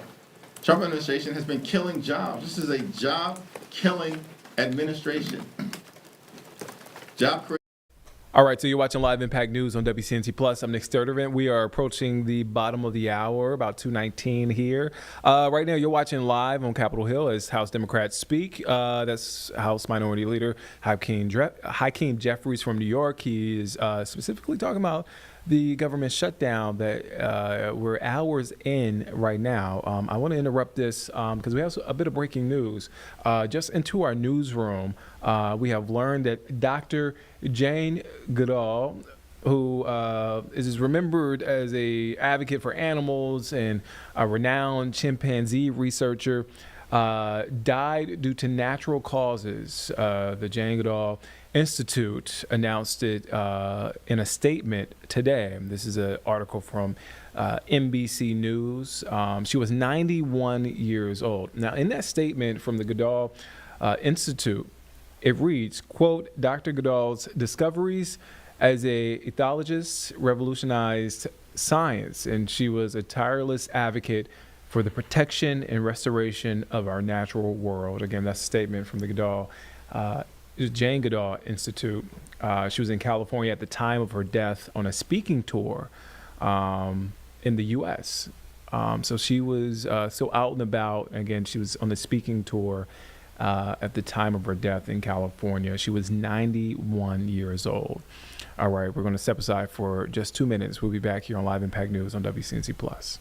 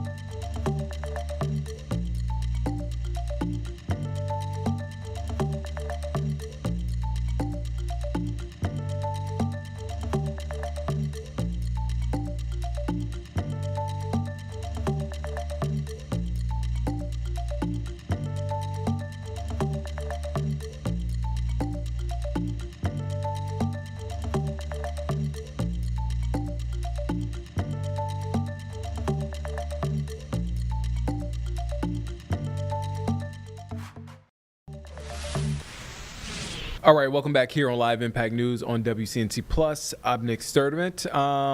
Again, a lot going on this afternoon. We have, needless to say, Carlene, we have been pretty busy. A lot happening. Slammed. And look, a lot of this is revolving around, and we want to keep you updated. We want to make sure we give you context on what's happening right now. The government shutdown that's in place. We've had reactions from both sides of the aisle. And we've also had a breakdown from a political science professor, Dr. Scott Huffman from Winthrop University. In the 3 o'clock hour, we'll hear from Dr. Michael Bitzer, political science professor at Catawba College.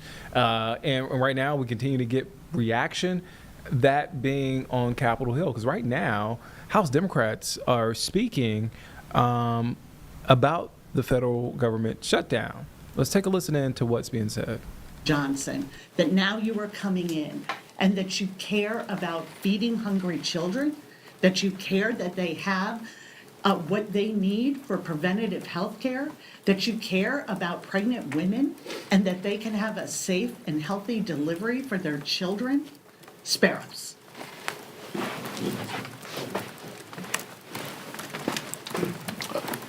Thank you, Mr. Leader. I wanted to get your response to something Speaker Johnson said on a local radio show in Louisiana. He said the shutdown gives Republicans an opportunity to eliminate bloated, unnecessary federal programs that they'd like to vote down but don't have the votes in the Senate. Quote, very harm to real Americans, but ultimately could be a benefit to the country for taxpayers if in this process we can get rid of some of the government fat. What's your response to the Speaker? Everything that Donald Trump has said about the government shutting down, everything that Mike Johnson has said about the government shutting down, everything that the Trump administration has said about the government shutting down confirms the fact that Republicans are delighted to have shut down the government. Why? Because they want to continue to hurt everyday Americans. They want to continue to hurt children and families and women and hard-working American taxpayers. And certainly they want to continue to hurt civil servants who in many cases have served this country well, including in uniform, for decades. And the Trump administration and Mike Johnson and Donald Trump could care less because cruelty is the point for them, and it's all about rewarding their billionaire donors in every way possible. Democrats are holding firm because we're standing up for the health care of everyday Americans. We're going to do that today, we're going to do that tomorrow, we're going to do that this week, we're going to do that next week, we're going to do that until this issue is resolved. And we address the Republican health care crisis because it's crushing the American people. There were 3 Senate Democrats who voted last night and today for the Republican continuing resolution. Are you confident in Leader Schumer's ability to hold back his caucus from voting for this? Yes. You got it. Thank you, Mr. Leader. We've neither said looking to budget at the moment. How long do you reckon this shutdown will go on? We're here in Washington, D.C. The House Democratic leader, the whip, the chair of the caucus. We've been here all week. Republicans are missing in action, nowhere to be found, on vacation, scattered across the country and the world, spewing lies and articulating the Democratic position, but they don't even have the guts to be on Capitol Hill and debate us face to face. They don't even have the guts to do that because they know there's no merit to the Republican position. And it's one of the reasons why, subsequent to that White House meeting, it's been radio silence from the Republicans. Do you think this will go longer than the previous shutdown, though? I think all of us, we're here, certainly Catherine and I, we're here for the shutdown that took place in 2013. It was a 14-day government shutdown until Republicans finally came to their senses that they did not have public support for the cruelty they were inflicting on the American people and then engaged in an unconditional surrender. Donald Trump presided over a 35-day government shutdown. All of us were here at the time, just entering into Democratic leadership. And then finally, Republicans realized the insanity of their position. And after 35 days, the government was reopened. And they engaged in an unconditional surrender. At this particular time, what we're fighting for is to protect the health care of the American people, which has been under relentless assault. These aren't facts and figures. This is about real Americans who've already been hurt by the relentless Republican assault on their health care. And now they're asking Democrats to participate in doing more damage to the quality of life of everyday Americans. And we're not interested.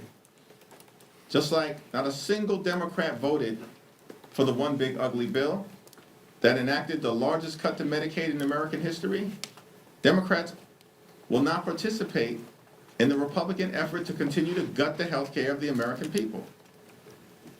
Vice President Vance says he wants to have a conversation.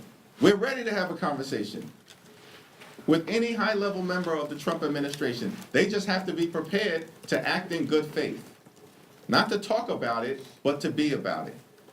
Which means canceling the cuts, lowering the costs, saving the health care of the American people. Let me let Pete Aguilar again. The American people are focused on this. They support our efforts to protect their health care funding.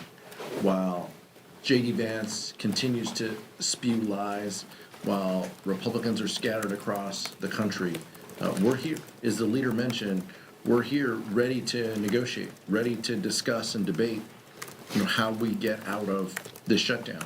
This is a Republican-led shutdown, all because they have an inability to deal with the healthcare crisis and the affordability crisis that Americans are going through.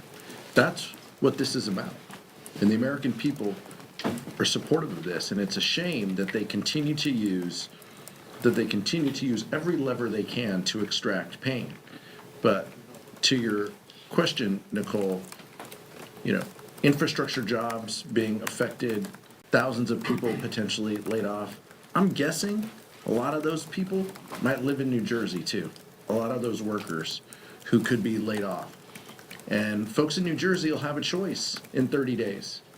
Do they want someone running for governor who supports Donald Trump, who supports delaying these infrastructure projects, or do they not?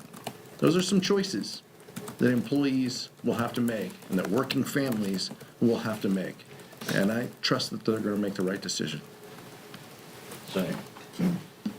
Thank you, Mr. Leader. The Supreme Court last week greenlit Trump's pocket rescissions. How do you approach negotiations, not just now, but in the appropriations process overall, when the executive has essentially permission to impound the funds that Congress is appropriating? It's a very important question, and the appropriations effort is being led in an incredible way on. All right, so you're watching Live Impact News on WCNC Plus. I'm Nick Sturdivant. We are at the bottom of the hour, happening right now. That's on Capitol Hill. That is House Minority Leader Hakeem Jeffries, Democrat out of New York. Speaking about the federal government shutdown, he is pretty much calling out Republicans. We saw it earlier at the White House briefing. Vice President J.D. Vance calling out Democrats. So while this is playing out, Senate leaders are now in session. They're meeting on Capitol Hill. Right there below that, different story. South Carolina Senate leaders are talking about the abortion bill, not necessarily discussing, but public comment. They've been there up since like 10 a.m. Since this morning. You guys had it earlier on the morning stream, the 9 to 11 stream. It was like a medical subcommittee. Yeah. So that is all happening as we speak. But we want to shift gears right now. We want to talk about a new development set to reshape South End. And when it comes to development, of course, we had to bring in WCNC Charlotte's Walker Lawson. So we talked about it earlier in the newsroom. This is South End, yes. This is a new development, but also the plans are surrounding affordable housing. So affordable housing will play 20% of the project, which is actually really interesting when you think about it, because a lot of my friends and a lot of people I know living in South End is not affordable. It's just not an affordable area. So we spoke to Charlotte City Partners, who said this is a great mix to have some affordable housing in there, and it will be a large project that will have its own name, Center South. You have Loso, South End, Noda. We have all these places. This is now Center South. So another exciting development coming to the area. What's the timeline? Because again, you can just drive down South End and see new restaurant, new whatever. As I was leaving my shoot today, I was actually spying another story. I was about to say, I mean, there are a collection of stories in South End when it comes to development. But what's the timeline? What are they thinking? Yeah, so they're going to break ground in early 2026. So this is a 16-acre property. Their announcement came that they're officially building this out. It will just be phase one, will just be housing. So that'll be phase one. It'll hopefully, they said deliver by 2028, and then the rest of the phases will come out. So then you're going to have a hotel, you will have commercial space, retail space. They kind of talked, Charlotte City Partners talked a little bit about the need for office space in South End with us, because you're seeing there's already 2 big towers being built in South End, and those are office space as well. Okay. So clearly the need is expanding outside of this. So it'll be a couple years out, to say the least, but still, growth continues across the area. It'll be here before you know it. No, literally, before I wake up, there will be a tower there. And so much has changed, and I've been here almost 2 years, and so much has changed within those 2 years, especially specifically speaking about South End. I do want to ask, I mean, being that you do development stories all over the place, from Waxhaw to Huntersville, now South End, specifically speaking about South End, and you being from here, are folks receptive to something like this? You know, it's really funny because I went out and talked to residents, and of course, when we're doing Man on the Street, or as we call it, MOS, you're running around and just finding who you can, and I was knocking on doors and trying to talk to people that live there, and some people said, you know, more traffic, more development, more this, more that. But then, of course, the one person that I got to interview to go on TV supports this and just moved here from, of course, another city, and said, you know, Charlotte kind of finds itself in this sweet spot where the traffic is not as bad as Atlanta and it's not as overdeveloped as Chicago. That's what a lot of folks say. Is kind of how he worded it. Of course, you know, more people coming here means more development. So it's interesting to see, I think, residents in South End, as I always say, I told Colin this when we did a story similar to this. When you live in South End, you expect this. This is kind of what you're anticipating. Now, it will border up to homes that are in the Dilworth community, so I'm sure residents that live in that area have some thoughts. I door knocked there, didn't get anyone today to talk, but a little bit of different viewpoint there. Yeah, you know, depending on where you're coming from, or if you're from here, you just have a different viewpoint on development, especially in South End, because trying to navigate South Boulevard. Trust me, I already at any point, I sat in standstill traffic there today. I got in a car accident there, and he was able to make it back here. I made it back. Made it back. That was a month ago. But that's what you mean, like traffic and stuff. It's just so. It's so hard to drive on South Boulevard. Can't stand it. It is. I avoid it at all costs. I hate it. I have friends that live in South End. I'm like, do I really want to go and see them? Yeah, no, I was actually thinking today as I was driving back to the station, I said, this is going to be really fun to drive on this road when this is built. These are the conversations that folks are having that live in South End or have to, at some point, no matter where you live, you have to go through South End. It's just, South Boulevard is just so giant. Walker, I always ask this question, when can folks catch a story this evening? 5 o'clock tonight. 5 o'clock? You made me think for a second. I'm literally like, what time am I? I know, I usually have it up, but I did, and I was like, you know, I know Walker knows. 5 p.m., you can catch a story. Memorized it. Very important story, Walker. Thank you for your time. Yes, Thanks for stopping by. Thank you. I'm glad he's able to make it through traffic to make it here in the studio. Let's take a quick break. We'll be back here in just 2 minutes here on Live Impact News on WCNC Plus.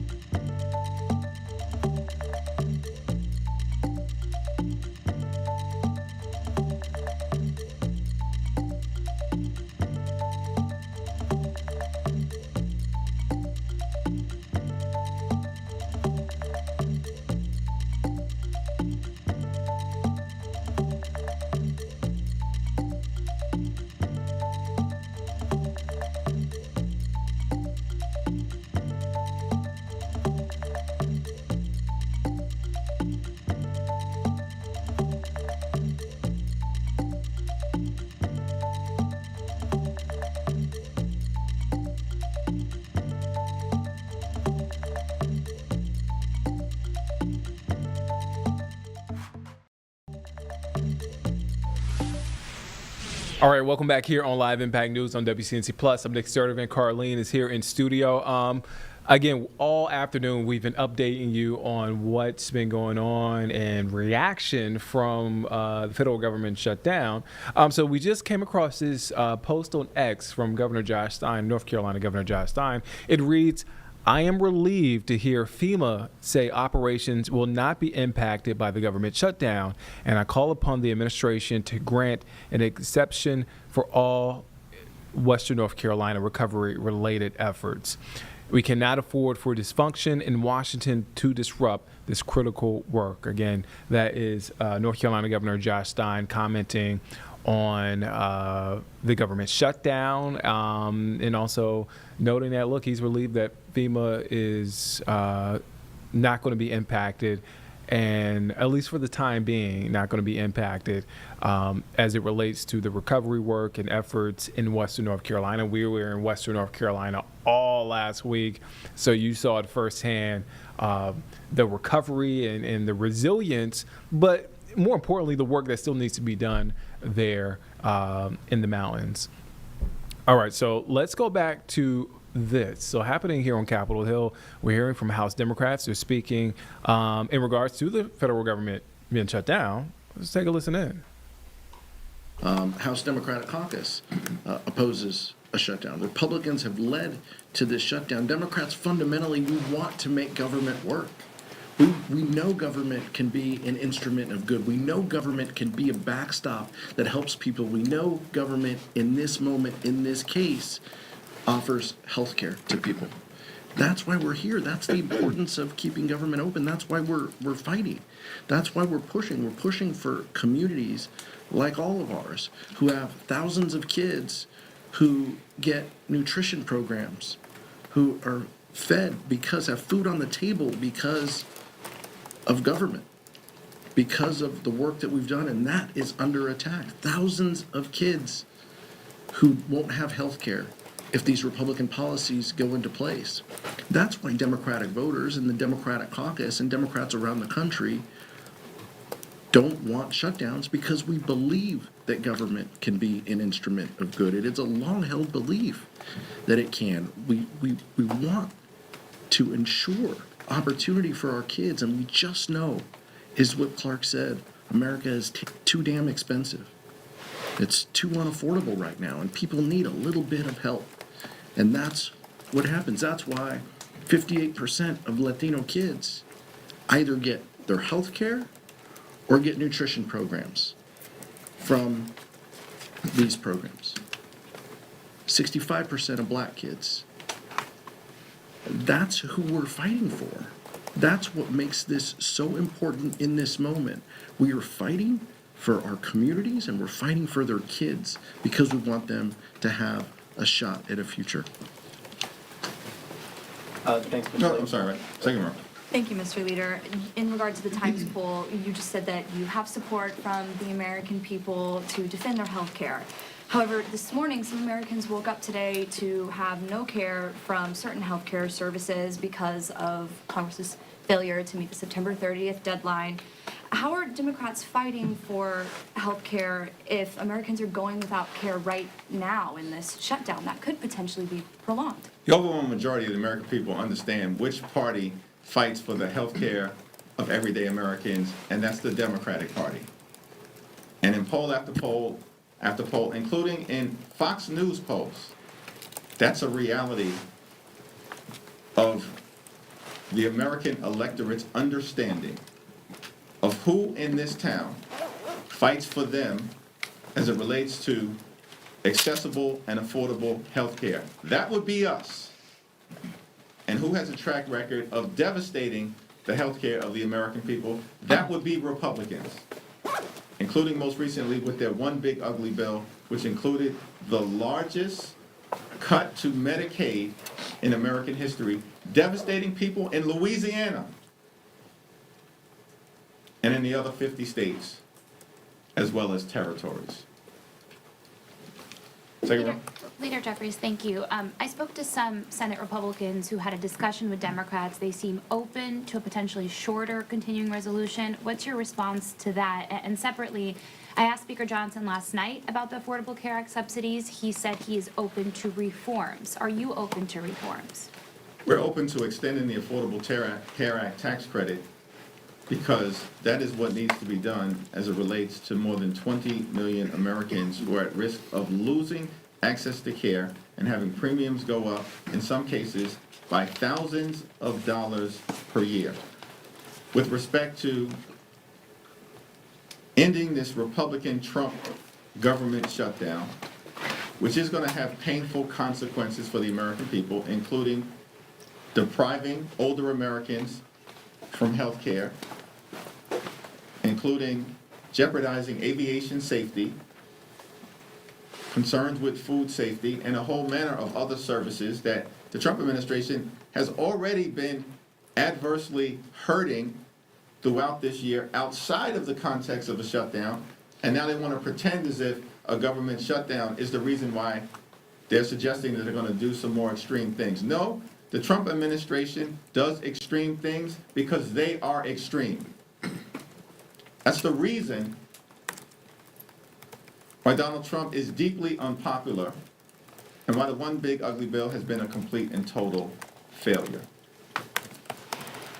Thank you, Leo.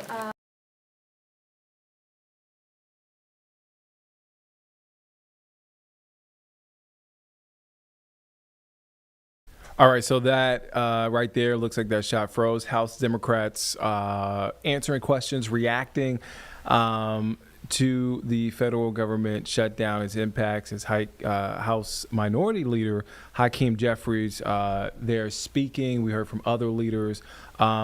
Looks like we got the shot back. All right, let's go back now to what Representative Jeffries is saying at the moment. Or is it up to them? Yeah, that's a question that every individual member is going to have to make on their own, as has always been the case in the past. Will you withhold yours? First of all, that question is not even a ripe one because we're anticipating that this shutdown issue will be resolved well in advance of our next paycheck, which, as you all know, members of Congress are paid on a monthly basis. Thank you, Mr. Leader.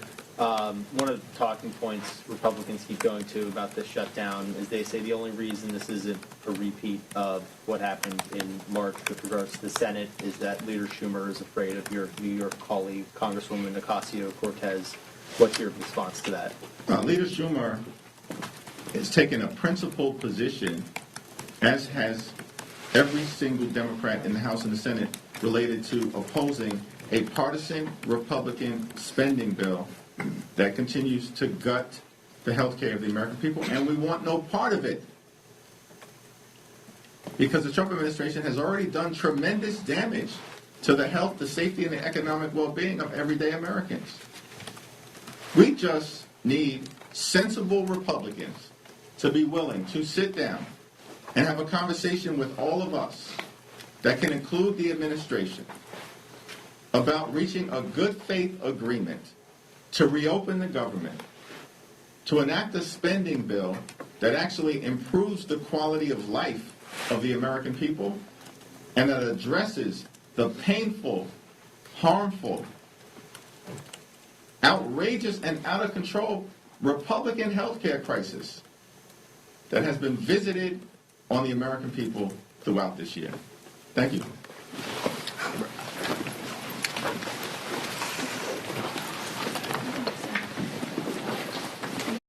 So right there, press conference just wrapped up. House Democrats answering questions, reacting to the federal government shutdown. We have been seeing a lot of that reaction throughout the afternoon, and we'll continue to hear and see that reaction as long as this shutdown goes on. All right, so let's take a quick break. We'll be back here in just 2 minutes here on Live Impact News on WCNC Plus.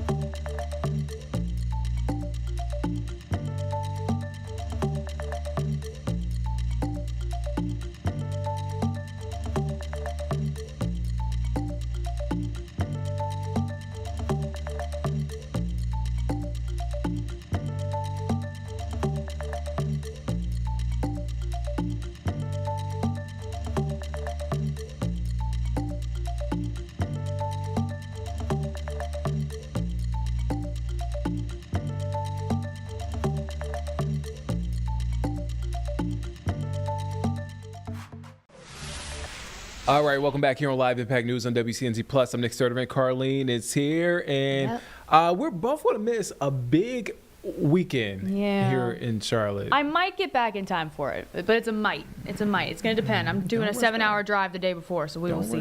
Don't rush back now. I say all to say the Bank of America Roval 400 roars back in Charlotte this weekend. I say this weekend. The race is on Sunday, but it's a weekend long full of fun festivities, a lot happening. Charlotte Motor Speedway is the place to be. This is a live look at Charlotte Motor Speedway. Beautiful. We've been taking this shot all week.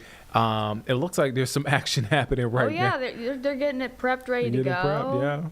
They got stuff happening starting Friday, and then you Saturday the fan experience. The trucks are driving on it for the first time on Friday. And they painted the pit wall pink. Yes, they did that yesterday. Our Larry Sprinkle was there, of course. For breast cancer awareness. So just a lot. It's always a lot happening. Roval weekend. It's a special weekend. It's a special weekend depending on who you ask, because it could be a tense weekend because if you're a driver, you're on the bubble. Yes. It's a must win. Yeah, you gotta get it together. It is a must win. So earlier today, we had the fine folks at Charlotte Motor Speedway and Jonathan Coleman with Charlotte Motor Speedway stopped by. I mentioned this earlier. I missed the interview because I got held up. It's okay. Carlene teased me, and I tried to make it back as quick as I could. But It's okay. I got to talk to him. You didn't, so just be jealous. I'll be jealous. I'll live vicariously through y'all in this interview. Cool interview. But you guys held it down. You guys did. Carlene Bragg, Jane Marial, talking to Jonathan Coleman. There was a trophy, I believe. Yes. Here. It was big. It was huge. It was as tall as Jane. I think I saw Jonathan leave. I don't think I saw the trophy. Did they leave the trophy here? Oh no. He said he's like, it's so heavy. He's like, he wish he had one like to take around beside the real one. That was the real one. The real deal. Now real deal. You know what? I know you guys were not actually in studio like myself. We all missed it. But we all can partake in the interview. That's right. Right now. Let's go back in case you missed it. Let's watch that interview with Jonathan Coleman at Charlotte Motor Speedway. You've been anywhere near the Charlotte Metro this week. You know, Bank of America 400 is coming this Sunday to Charlotte Motor Speedway, and it's not just another race on the calendar. This event has become one of the most unpredictable, most exciting in the NASCAR Cup Series. We're looking at a live picture right now of Charlotte Motor Speedway and the man himself from the CLT MS Motor Speedway, Jonathan Coleman, joining us here in the Live Impact studio. Thanks, Jonathan, for coming in. First of all, appreciate your time here. Absolutely. Thanks for having me. So excited. I'm just going to show this, the winning trophy here first here in the room. Look at this. How cool is that, right? I can't even get up that tall. It's huge. Wow. So the winner takes this on Sunday if they win, or when they win. Yes, absolutely. Well, we felt like if you win a race as big as the Roval, because it is so unique and so different, you need a trophy that's memorable. You don't just need another something off the rack, right? It's got the track inside of it too. That's so cool. It does. So a little nod to the Queen City with the top there to look a little like the Bank of America building right here in Uptown, and then obviously the layout of the course itself, because it's so unique and different. It is for the non-NASCAR fan. Charlotte Motor Speedway has always been raced on an oval track. It was built that way in 1960. We decided to mix it up back in 2018, and this will be our 8th year now of part of the oval and part of the road course itself. So it is unlike anything else the drivers do all year long, which is a unique challenge. And when you get them out of their comfort zone, you often create some great memories for fans, because it creates some exciting racing for sure. Yeah, it's just so different from the regular track. Yeah, right? it just creates opportunities for more bumping and grinding and things, because usually the 600 is a lot of just oval. It's the oval, sure. But it presents a challenge, and it's more fun for the fans. I'll be quite honest. I love the road. Like the road, I've been 3 or 4 times. Park Road. It's one of my favorites. Yeah, and that was really the idea was if you're an oval track kind of traditionalist, you can come out and join us in the spring, and you can have 600 miles and all that the Memorial Day weekend brings with the Coca-Cola 600. Yeah. That's right. If you want something completely new and different, the Roval is 2.28 miles. It's 17 turns. You turn left, you turn right. You're lots of opportunities to mix it up with the other drivers, and it's also in the NASCAR playoffs, so that even heightens it even more when it means something. You've got a handful of those drivers that are still in contention for a championship at the end of the season, and that just adds to some of the drama and some of the craziness that happens out on the racetrack. Now, does rain affect things? Because we have a little bit of a spotty forecast. There was some heavy rain. Was it last year? Yes. And that made for an interesting part of the race. Unlike on the oval, where rain is a four-letter word, rain is a bad word for sure. On the road course, because the speeds aren't quite as high, they actually make a wet weather tire. Right. So we could actually run through, not a deluge like we saw earlier this week, but if need be, we could throw some wet weather tires on and again add one more layer of the unpredictability. You increased the track by a little bit, right? We did. It doesn't sound like it's too much. It's not too much at all, but when you pull into the infield, it adds about 3/4 of a mile from the traditional oval. So you've got just a little bit more racing surface and a lot more turns and corners to mix it up in. And last year we actually, for the first time in 7 years, I guess, we actually changed up a couple of the corners. So turn 7, which is right in front of the grandstands, kind of the high drama, high action corner, is a really tight hairpin corner. So it's a great chance to push that other driver out of the way or dive bomb and get in there and steal some track positions. Yeah, so drama. Always looking to add the drama and mix it up and make it more exciting. All right. I like your whole. Let's look at that little pink thing at the end there, because this is not only the race, the weather, the shape of the track, but this little pink net. Talk to us about this, John. Yeah, so the Roval weekend is so much more than a race itself. So on Saturday, actually, our Xfinity Series race sponsor is Blue Cross of North Carolina. And for several years, we have painted pit wall pink as we kind of get into National Breast Cancer Awareness Month to celebrate those survivors, to teach a little bit about the importance of early detection and those kinds of things. And for the last 4 years, we've actually done what we call the Windows for Hope program. So we partner with NASCAR driver Eric Jones and his foundation. Eric's mother is a breast cancer survivor, but they have coordinated with the help of NASCAR to have every Cup Series driver on Sunday race with a pink window net, and the drivers will autograph them at the end of the race, and we will auction them off next week and raise money for Project Pink, which is a local organization through Atrium Health and the Levine Cancer Center that helps those, once they've been diagnosed with breast cancer, kind of through that process of survivorship. That's with great support and encouragement and some education around early detection. So again, just to take it another notch up from just being a race weekend, but really to use it as a platform to kind of spread some really important information as we kick off National Breast Cancer Awareness Month. So unique. It's really great in so many levels. All right, so as far as you talked about the playoffs, and so this being an important race, a unique race, putting racing on it's on the map, obviously, but making Charlotte the place to be this weekend. Defending champion, is it Kyle Larson? Kyle Larson. So Kyle is one of two-time winners on the Roval. So Kyle and his teammate Chase Elliott going to be two really popular picks to keep an eye on this weekend. I think both of them are still in that championship hunt. They're teammates until you get to those last two corners. And if you're a big NASCAR fan, you saw a little bit of that this past weekend with some of the other teammates who were still chasing with 2311 and Joe Gibbs Racing. Mix it up a little bit. So again, your teammates up until a point, and then you're all battling out for the same thing. Then you're all about number one at a certain point. That's absolutely right. You want to get the boys and you want them to race. All right, let's talk about the technical things that fans need to know. Yeah. 100,000 plus fans. It is going to be a lot. It's going to be a lot of people out there this weekend. Yeah, and I think the important thing too is that it is all weekend long. So we kick off on Friday.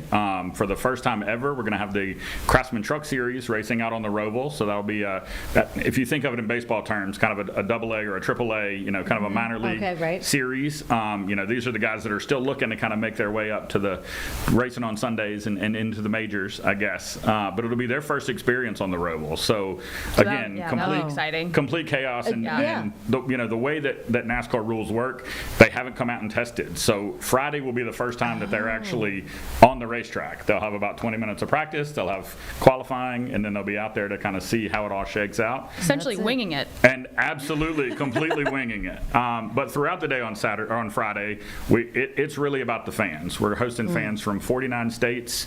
If you know anybody in North Dakota, give them a call. We're still trying to find that. Come on. One set of fans. North Dakota? Absolutely. But 49 states and 11 foreign countries are going to be in town this weekend. So we're gonna welcome them all with what we call Joe Gibbs Racing Fan Fest on Friday night. We're gonna have racing drivers out there to sign autographs and shoot photos. We're gonna have a concert with Tim Duggar, a NASCAR country music favorite.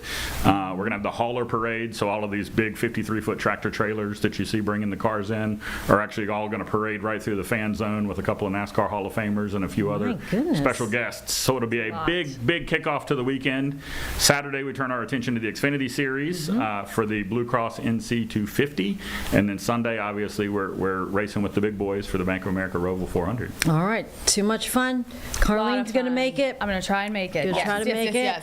We're looking at a live picture right now of Charlotte Motor Speedway, and you just said people are bringing the haul in. I see the trailers being hauled into the middle. We just about an hour ago, but just opened up the infield of the campers, so you can see the campers there rolling in to set up camp for the weekend. And another really unique thing about the Roval, you can see the one who's driving across the red, white, and blue mural there. Right. They are literally in the middle of the action. Is that cool? Right where that camper is parked, there are going to be race cars battling it out all weekend long, and we're going to be surrounded by campers. So a really unique experience to just be right in we call it the eye of the Roval, if you think of it in weather terms, kind of like the eye of the storm, because you're right in the middle of all of the fun and all of the action. Isn't that awesome? It's going to be a great weekend. The weather's going to be great. I mean, perfect time for folks to visit Charlotte Motor Speedway this weekend. It's a fun race to go to. So if you have the chance to go. Yeah. If you haven't been, what is the one thing that people need to know? I think show up early and wear comfortable shoes. It's a big property, and there is a lot to see and do. We've got a pre-race concert before we drop the green flag with country music star Ernest. We've got a huge fan zone right out in front of the speedway, so you can check out a lot of our partner activations. You can grab souvenirs from your favorite driver. We'll actually have driver appearances and things like that out there on Sunday morning before we kind of bring everybody inside to get ready for the race. So I would say check out our website, charlottemotorspeedway.com, find the schedule, figure out exactly where you want to park, because it is a big property, and you don't want to park on one side and end up on the fan zone on the other side. I kind of joke about wearing comfortable shoes, but there's so much to see and do. It's a lot of walking. You want to make sure you're able to get around and see everything that there is to see. Absolutely. You need the day. A lot of entertainment, a lot of great racing and chicane watching, and maybe a little weather watching there as well. Who knows? Yeah. All right. It's unpredictable, and that's what we love about it. Love it. Absolutely. All right. Jonathan Coleman from the Charlotte Motor Speedway joining us here in the Live Impact studio. Appreciate you coming in and bringing in this amazing trophy. Stunning. Get to touch it before it goes to the winner. All right. Awesome. Jonathan, thanks. Have a great time this weekend. If you are going to Charlotte Motor Speedway, it's going to be awesome. All right, folks, I'm Colin Mayfield here, joining the stream from 3 to 4. We're going to take a quick 2-minute break, come back on the other side, and update you from York County, a situation there. See you in 2 minutes.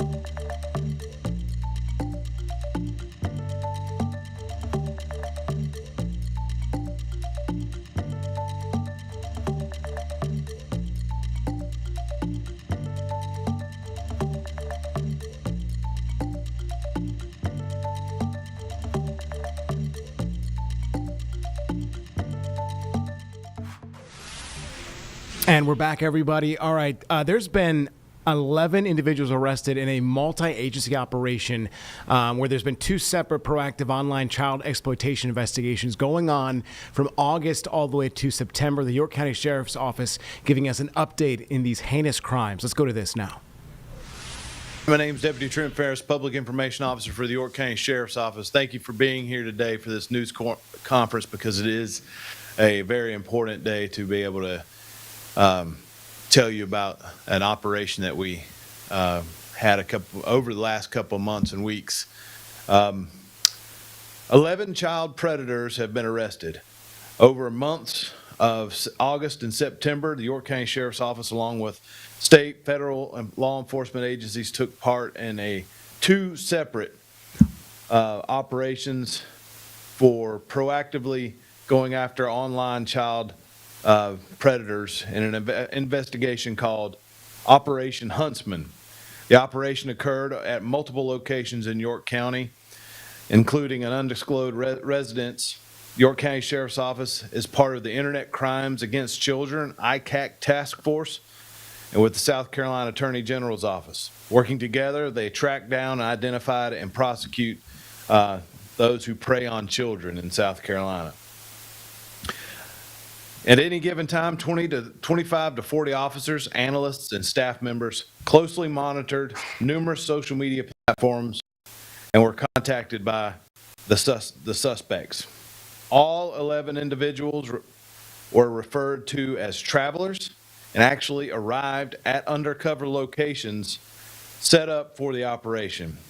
They believed that they were traveling to meet a minor for a sexual encounter. These minors, they expected to range from 10 to 16 years old. These suspects target children online and may have previously been hands-on with offenders, with victims who may or may not have come forward. Additionally, the suspects are still being identified, and once they are confirmed and located, they also will be arrested. I'm going to go over the folks who've been arrested so far in this investigation. The first one, Travis Ethan Betts from Smokes, South Carolina. On the screen is his charges. Second, Demarius Latrez Johnson from Rock Hill, South Carolina. Johnny Osman Pineda. He is from Honduras, and it has been at least 3 times deported. He has now been released to ICE custody, or federal custody, excuse me. Anthony Luis Olmedo, he's from Charlotte, North Carolina. Jacob Eugene Tester, he's from Liberty, South Carolina. Ralph Seal, he is from Indian Land, South Carolina. Jabri Agers Feaster, she is from Rock Hill, South Carolina. Alexander Gerard I cannot pronounce his name, Aroungancy, he's from Mooresville, North Carolina. Richard Francis Lennox Jr. from Fort Mill, South Carolina. William Isaac Zelaya from Houston, Texas. And Srinivas Mitpur is from Charlotte, North Carolina. Next, I'm going to bring up Sheriff Tony Breeden to have a few comments.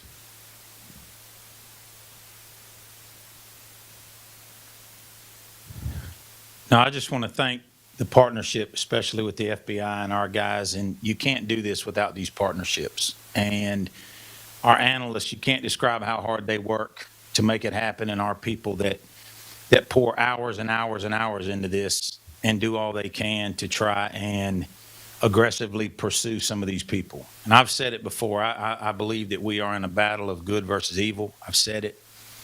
And I think that the normalization of this deviant behavior has us where we are. And we're very fortunate here at the county that have people that want to aggressively pursue some of these people. And I think that we have some people here. They don't care about the hours. They don't care about how long it is. They don't care what the sacrifices are. they want to find these people at all cost. And I think it's the commitment that they all have that what makes something like this successful. And the county is just extremely grateful for everything they do. And once again, you can't do this without especially our federal partnerships that make this available and make it easy for us to do these things. But once again, it's the desire that they all have. And, you know, and I had made it clear that there's nothing more important than protecting our kids. And this is evidence of that. And there's a couple people over here, really the whole group, that there's a little argument about us who wants to arrest these people most. And I have probably conceded it's the lieutenant and the director are probably on par with it. But you really can't express your gratitude towards them. And then also the people that you don't see. There is countless other undercover people, other units that we had that were out here hours and hours and hours during this operation and never once complained about going home, never said a word about it, whether it was late, after time. None of it mattered as much as it was trying to find these people. So our gratitude is really owed to them and the partnerships that we have, and thank y'all so much.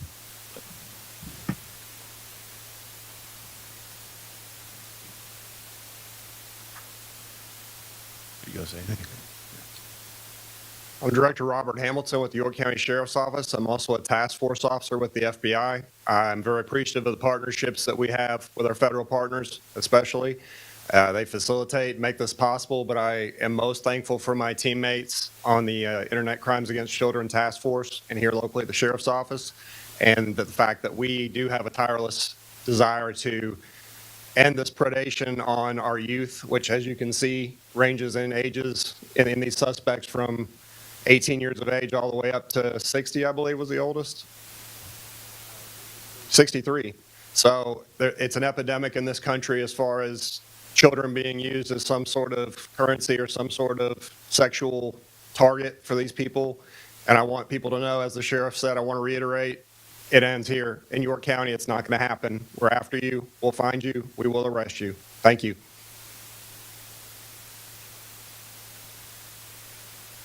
All right, we'll take a few questions if you have them.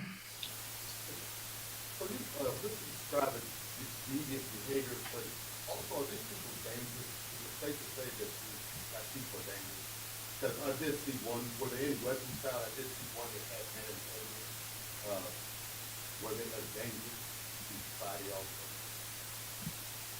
Sheriff, Director.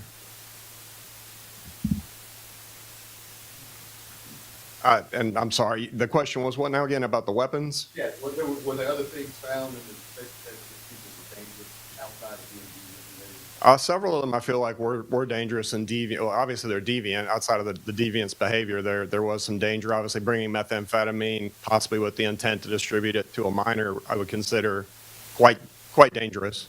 And I've seen it in the past where that has been a move that these individuals have done to bring some sort of illicit narcotic to a scene and try to drug the child or give it to the child. So yeah, I would definitely add that. I would think the majority of them were dangerous. Would anyone disagree? Yeah, you also have to understand that they didn't come here to look online or to just share pornography. They were coming here to interact with a child. And I think that in and of itself is as dangerous as you could get. So drugs or not, you're showing up to see a 14, 15-year-old girl with the intent to have sex with them. I think that's pretty dangerous. Were these individuals all working together, or were they working?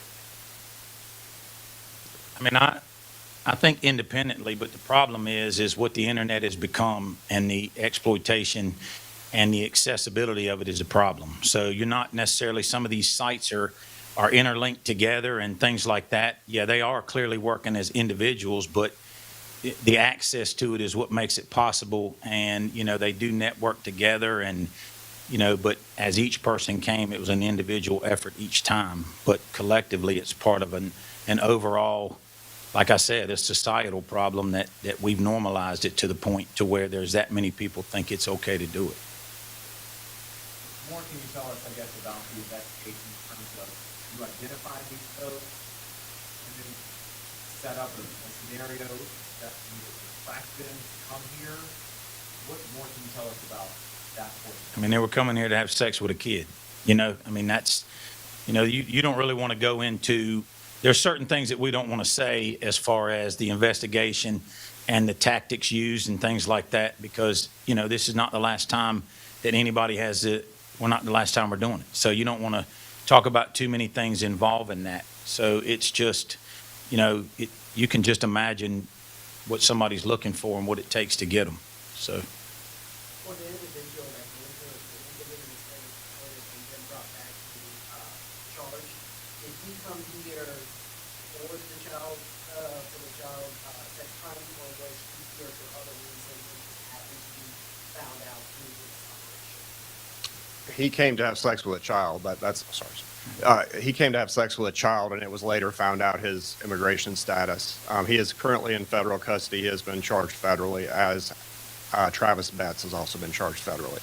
Were you asking if he came from Honduras that night to do it? Or is that what Well, you? not that night, Oh. but obviously there for child sex. That evening, yes, Yeah. he came to have sex with a child. I saw a woman in there. How unusual is for women to be called? You want to take that one, sir? Okay, sir. Actually, that individual identifies as a female, yes, sir. I don't know how else to go into it other than identified as a female. But the chats suggested otherwise, so we were expecting someone else to show up at the time, if that makes sense. Thank you, sir. Were any weapons recovered in any of this?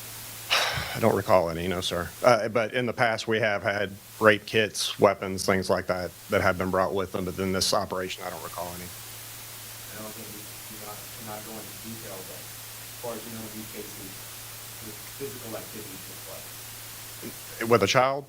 Well, that's the benefit of us doing this undercover operation, because it prevents that from happening. We try to offer a buffer to keep an actual child from being victimized. They're coming in the anticipation of meeting a child, but they're actually meeting us. Is there any specific meaning behind the name, the operation name?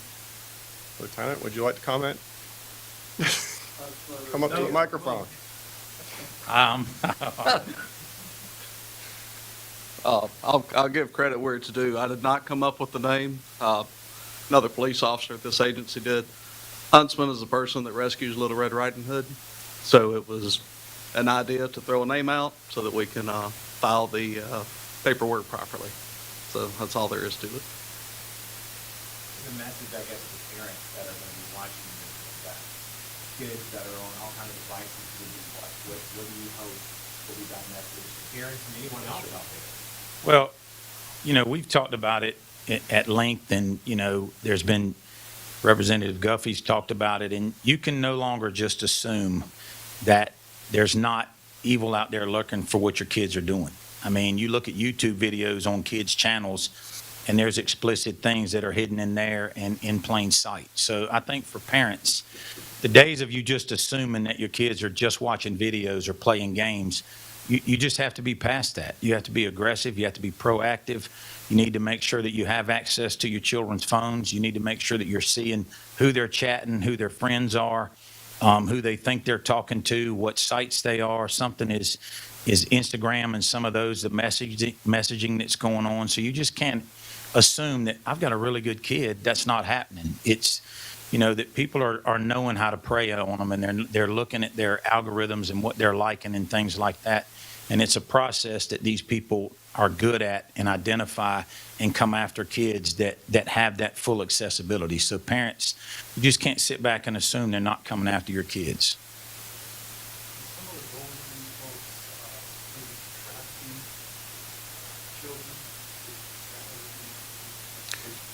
I mean, I think that y'all talk to them.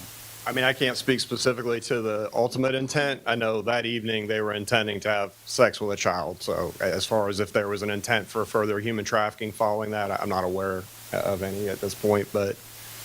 You couldn't rule it out because they're coming where they think the child is alone. You know, they're not coming to eat dinner with the parents and all that. So you could certainly, it could progress to that and you wouldn't know. But I mean, that's obviously an option or something that you would have to consider. Was there any kind of related arrests? There was the methamphetamine charge, yes. One more question. Yeah. All right. We appreciate you all coming here today. This is being streamed on live. on our social media pages. So if you need any additional information, you can get that from me or online, and I'll have all the other information about the charges on the people for you who are here. Yes. All right. Thank you for being here. We're going to take another quick 2-minute break. We'll come back right on the other side.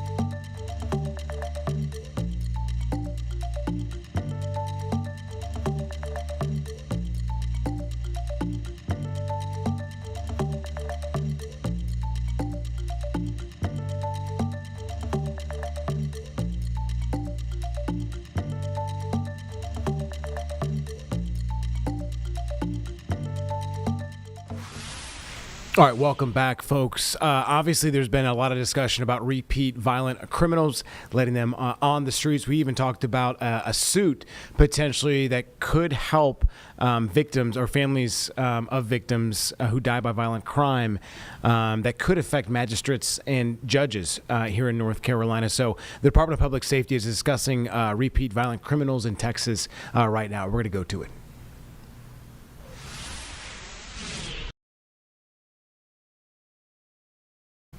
All right, having some trouble getting that shot up. Governor Greg Abbott was actually discussing this. So we're going to look for this here in just a second. I'm going to pull up a couple of things on repeat offenders here in North Carolina. And lately, we've been discussing a lot of this in relation to Irina Zarutska, the young woman who was killed on a light rail train now over a month ago.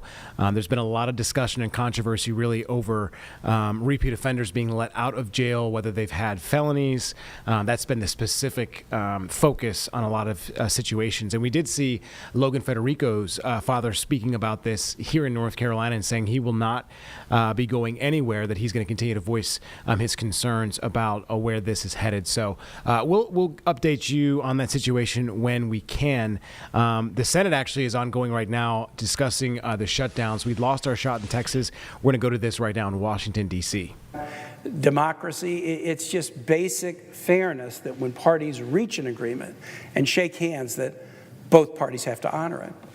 And so what I am looking for very significantly in these discussions is an agreement for the White House that whatever the short-term period is, they will not take punitive actions against my state, against the state of Indiana, against the city of New York, or against anyone, or against any particular program that is part of a congressional appropriations bill that's already in process, that they will not selectively pick out programs to attack or individuals to fire during the course of that agreement.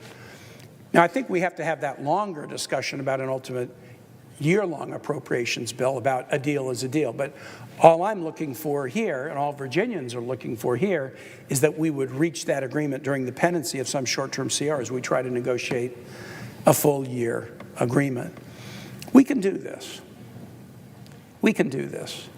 We ought to do it. For a reason of fiscal conservatism, during the last shutdown in 2018, 2019, I was able to sort of strategically put a bill on the floor on a day much like today, a Thursday during a shutdown, and get colleagues to unanimously agree with the principle that in the event of any shutdown, federal employees would get back pay. It used to be in the old days, if there was a shutdown, you had to fight about back pay after, but now there's a back pay guarantee. When there is a shutdown, people are guaranteed back pay. And so that makes shutdowns really foolish. Like, you're going to shut down, you're going to lock people out of their office, you're going to tell them they can't do the work, and then you're going to write them a paycheck anyway. The fiscally conservative answer when there is a back pay guarantee is to end this quickly so people can go back in their office and serve their fellow Americans. The fact that I believe, have narrowed the point of division down to, can we find a path forward to negotiate health care fixes even if we don't agree on all the details right now? And can we reach an agreement that a deal is a deal, which is a reasonable request? I believe those are the two issues that are on the table, and they are issues that we are eminently capable of solving, and solving very soon. And I'm going to do everything I can with my colleagues on both sides of the aisle to make sure that we do. And with that, Mr. President, I thank you and I yield the floor.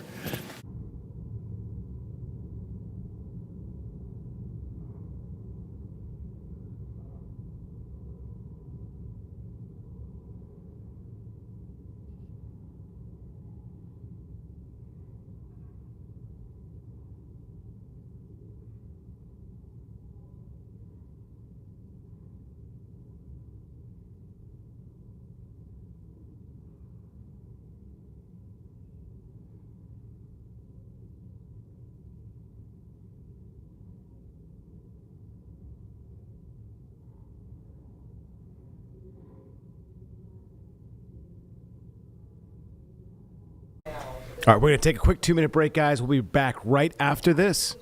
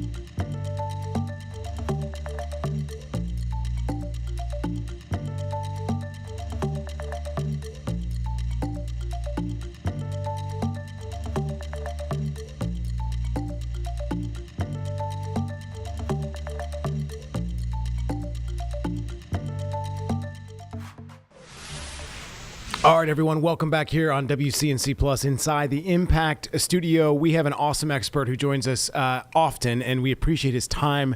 It's great to have Dr. Michael Bitzer here, a professor of politics and history at Catawba College. And as I stated, Mr. Bitzer, you are always welcome. We appreciate your time. It's great to have your expert advice, especially at a time like this with the government shutdown. So many things are being impacted by this. Let's I think there are a lot of big questions federally and also statewide. And honestly, I just want to update the public listening in. I saw the governor tweet out that FEMA is not going to be affected by this, which is huge because there's a lot of work, obviously, as you know, to be done on the ground because of Helene still a year after. So that's great news. What other things could be affected statewide? My parents are talking about social security checks. What type of things should people expect? Well, those basic fundamental things that we know the federal government provides, like Social Security checks, those should continue to flow out. There should be no stoppage of folks receiving those kinds of benefits.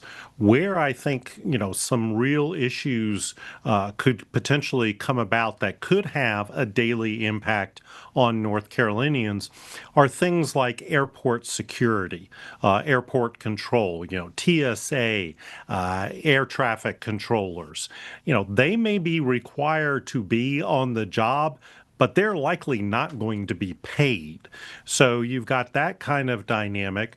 You have things like the unemployment jobs report that was slated to come out Friday for September. That is always a critical economic barometer of what the general economy is like. We will not be getting that report. We'll have to rely on some others, particularly from the private industry sector.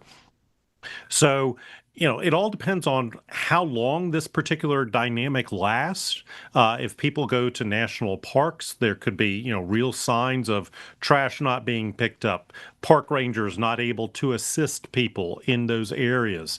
So we'll have to just kind of wait and see how long this plays out. But the circumstances, if we look back at the last major one, and that was during the Trump first term in office, it lasted almost 35 days. And by all accounts, it had close to a $3 billion impact on the nation's economy. That's nothing to kind of discount. That's real money and real dynamics at play. It certainly is, and you bring up a great point. We were obviously talking about earlier about TSA, how people are going to get through that, especially during the holiday season. Who knows when this is going to end? I think that's the biggest question: is what is the biggest obstacle to ending this shutdown? Democrats are talking about taking away health care with the ACA, the Affordable Care Act, and then we see in one fell swoop, the president yesterday bringing Pfizer's CEO talking about lowering drug prices. So I think some Americans are confused in some sense. They're seeing two different sides of a coin here and really not understanding what could end up happening. So just in relation to, losing health care, what does that look like? And is that the biggest, caveat that both sides have to get over to make this shutdown end? Well, by all accounts, it seems to be one of the major sticking points. The expansion of the ACA, Obamacare, to individuals to allow them to have certain types of benefits. Those benefits were scheduled to run out later this year. Democrats were fighting to get them put back in. The way that I listen to both sides really arguing over who's at fault here is that we're talking about political narratives. We're talking about how one side will frame the issue to make it look like it's the other side's fault and vice versa. So we are in very much the political warfare trenches of no, you're at fault, no, you're at fault. And I think that this is, the early on stage of trying to get the public to assign blame.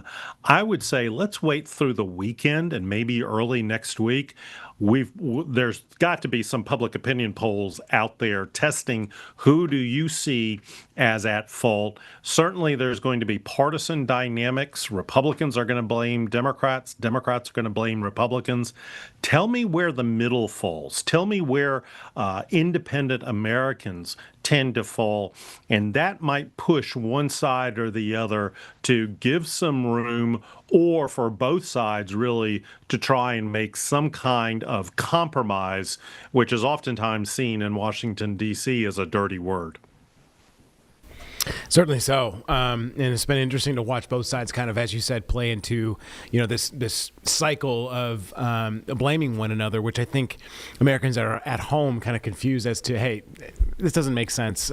So it's good to obviously think a little bit about some of the issues that both of the sides are trying to cobble together and cobble out.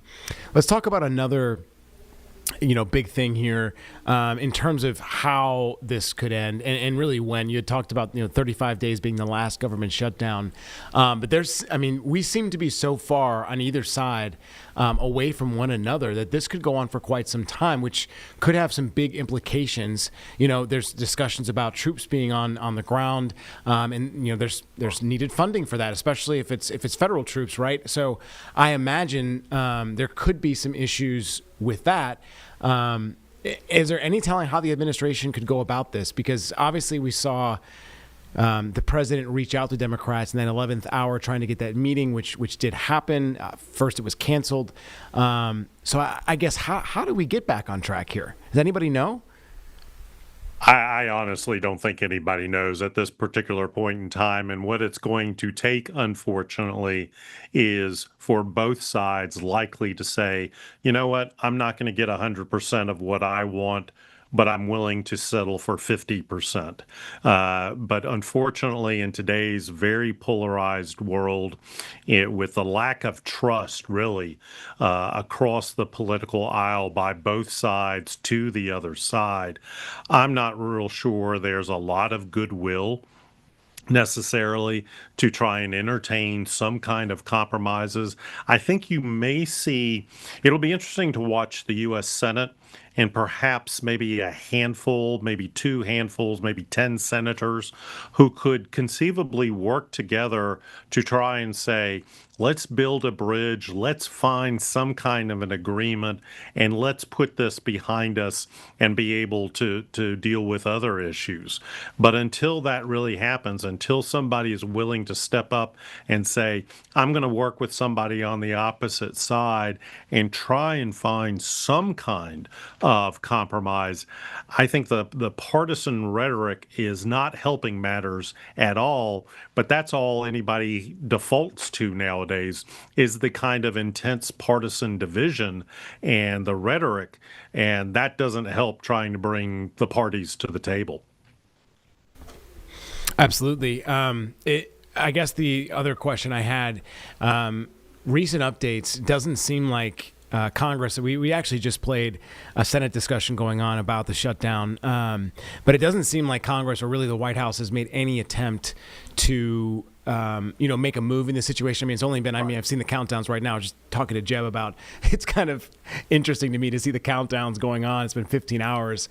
But clearly it is a big thing. So I would imagine at some point, and there are some legislators who are on recess and already on break. So, some of this may not happen. And then it brings to my mind, Dr. Bitzer, we're at the end, fourth quarter of the year nearly, and then we go into the first, beginning of next year, where we're going to need taxes being filed. People think about all of the things they have to do with taxes, and I know tax filing deadlines are into next year at some point, but a lot of people like to file their taxes early, even later in January and early February. So this could really impact different divisions. So again, I guess, does it seem in your eyes that there's some incentive for the White House or someone in Congress like Speaker Johnson to get some type of discussions rolling in some way? Because I would think with midterms around the corner, this is not good for either party, right? It's not. And where I kind of fall on the spectrum is really it's probably going to take the public's opinion, the public will, to force one side or the other. I think that they are so entrenched in terms of where both sides are, and the gap is, from my understanding, quite sizable. It's going to take a third party, an external DC party, and oftentimes that is public opinion. If we start to see the Republicans taking the hit and the blame for this government shutdown because they control the White House, they control the House, they ostensibly control the Senate, but they need 7 Democrats in order to get to 60 votes in order to pass something. But the onus is on the Republicans because they control things, and they will be kind of the referendum in next year's midterms. If public opinion starts to move against the Republicans, that's where I start to see some potential breakage and, okay, we've done enough. Let's try and work something out. And that might benefit Democrats. But remember, Democrats back earlier this year gave on a budget funding proposal, and their constituents were not happy about it. So I think both sides feel like not only are they locked into where they are, but the people that support them potentially are forcing their hands to say, do not compromise. And this is where 15 hours could turn into 15 days. And Lord help us if it turns into 15 weeks or longer. Right, and I guess my last thing is, I discussed obviously what Democrats want and what they're saying Republicans are saying, but Republicans on the opposite end are saying, within this ACA promise here, that it gives certain individuals, immigrants who are here undocumented or illegally, it gives them certain things that some Americans aren't even given, free health care. Can you talk about that claim? Is it true or false? I've seen discussions on both sides, so I did want to pose that to you as an expert here, because there are certain rules specifically that state it seems like this could be illegal. Is that right?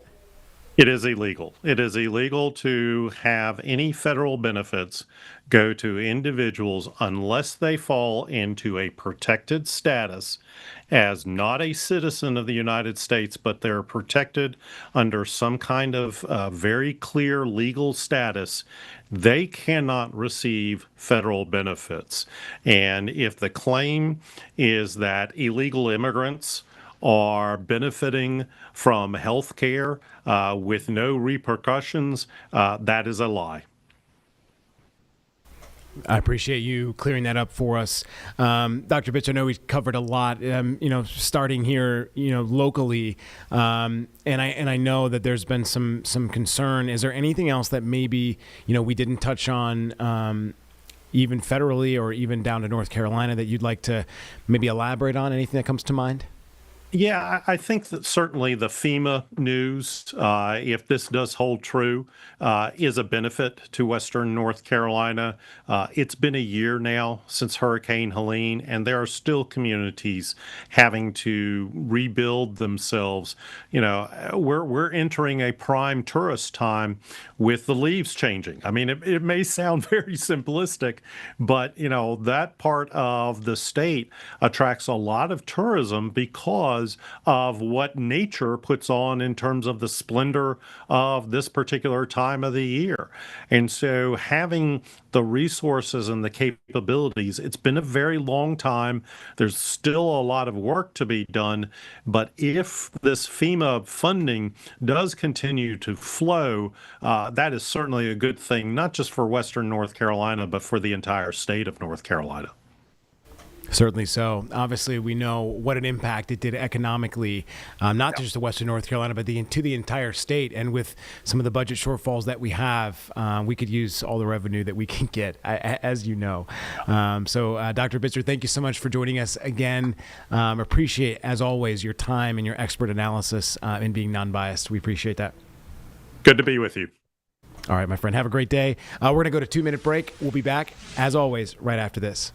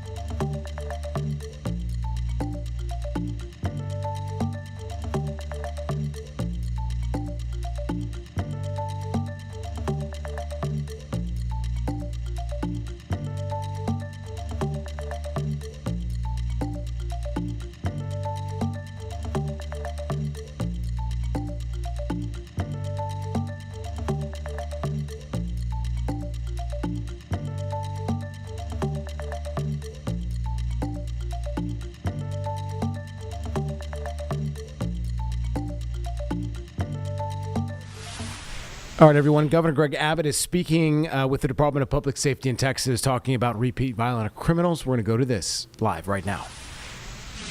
Because of the criminal records, we know for the most part all of who the repeat offenders are. And we know where they are for the most part. And so we're able to target them, by zip code, by address, whatever the case may be, and find ways of dealing with them that I will not disclose right now that will enable law enforcement to try to get to them and maybe arrest them and get them off the streets before they get to their next victim. Thank you, everyone. Governor, just to be clear, they're not going to be patrolling a specific area, right? They're just going to be targeting those. So to be clear, and Freeman Martin made reference to this, there will be additional patrols in certain areas, but that will be done on a case-by-case basis, a day-by-day basis, based upon facts on the ground. Thank you, folks. Thank you. John. Thank you.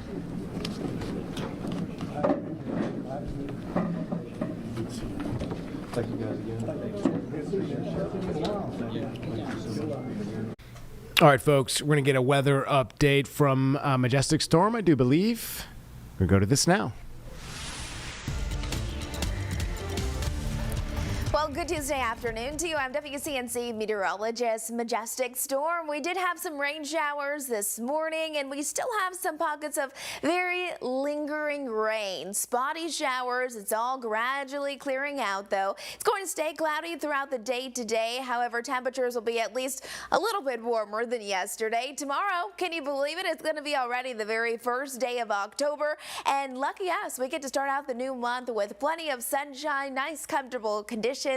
Upper 70s, low 80s, and really for the rest of our work week and even into the weekend, there's not a whole lot to complain about. Yesterday was a cool day. We did not even reach 70 degrees, and today we're a little bit more optimistic, 73. We really should be into the lower end of the 80s for this time of the year, and today we're still not even getting close. There's a look at our day planner throughout the rest of the afternoon and early into the evening. Cloudy skies will persist, and again, we're holding on to mainly 70-degree temperatures. You're going to notice that it's going to be a little breezy at times today. Some of those winds will be capable of gusting around 20 to 25 miles an hour, moving in from the north and the east, so noticeably windy again.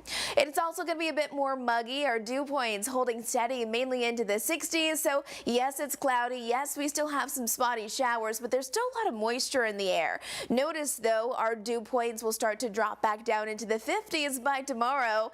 That means not only do we get to have sunny skies and warmer weather, but the best part of it, the humidity drops. It's going to be really quite comfortable for the middle half of our work week. There's our high temperatures today, 73 in Charlotte, 74 in Monroe, up towards Boone, only topping off at 64 degrees, and our lows tonight slip down mainly into the 50s and 60s. Not bad, but look at our mountain lows as we're heading into this upcoming weekend. I mean, look at this, 40s. We could possibly even see a little bit of frost for those higher elevations like at Sugar Mountain. This morning, we've seen those rain showers. This afternoon has been very, very spotty in nature, and a lot of this moisture is actually tropical moisture moving in from what is now Hurricane Imelda. This is our futurecast, what radar could look like as we progress throughout the remainder of our day. Notice still a lot of cloud coverage, spotty showers. That'll be the name of the game. And then tomorrow morning, this is Wednesday at 7 o'clock. It's going to be mild, but I do think we'll have a few clouds early in the day, gradually clearing out, and then a sunny and really nice second half of our Wednesday. Rain chances will drop Wednesday all the way through Saturday, and then they'll start to creep back in as we're wrapping up our weekend and heading into early next week. Those temperatures, though, look at this. We kind of teeter back and forth between 70s and 80s. Pretty comfortable, though, especially when we get that nice sunshine. But we do still have two hurricanes out in the Atlantic. This is a big story, though. Our latest advisory, this is our 11 a.m. advisory. This is now Hurricane Imelda. It was a tropical storm, but now it is a Category 1 hurricane, still continuing to track to the north and to the east at 7 miles an hour away from the United States, still going to bring some impacts to Bermuda. And although we will not have direct impacts here in the southeast, and especially not across the Carolinas, we will have indirect impacts. That means dangerous rip currents today through Thursday, and really watch it still as we're heading into the weekend. High surf and even some coastal flooding flooding. We've now had 9 named storms as we're looking at the Atlantic hurricane season. Again, our next one will be Jerry. And speaking of Jerry, here's our Jerry Hunt Supercenter 7-day forecast. 73 for our high today. Cloudy skies. The sunshine returns tomorrow, and so do those low 80s. We'll cool down a little bit with some sunshine returning as we're wrapping up our work week. I hope you have a great rest of your day.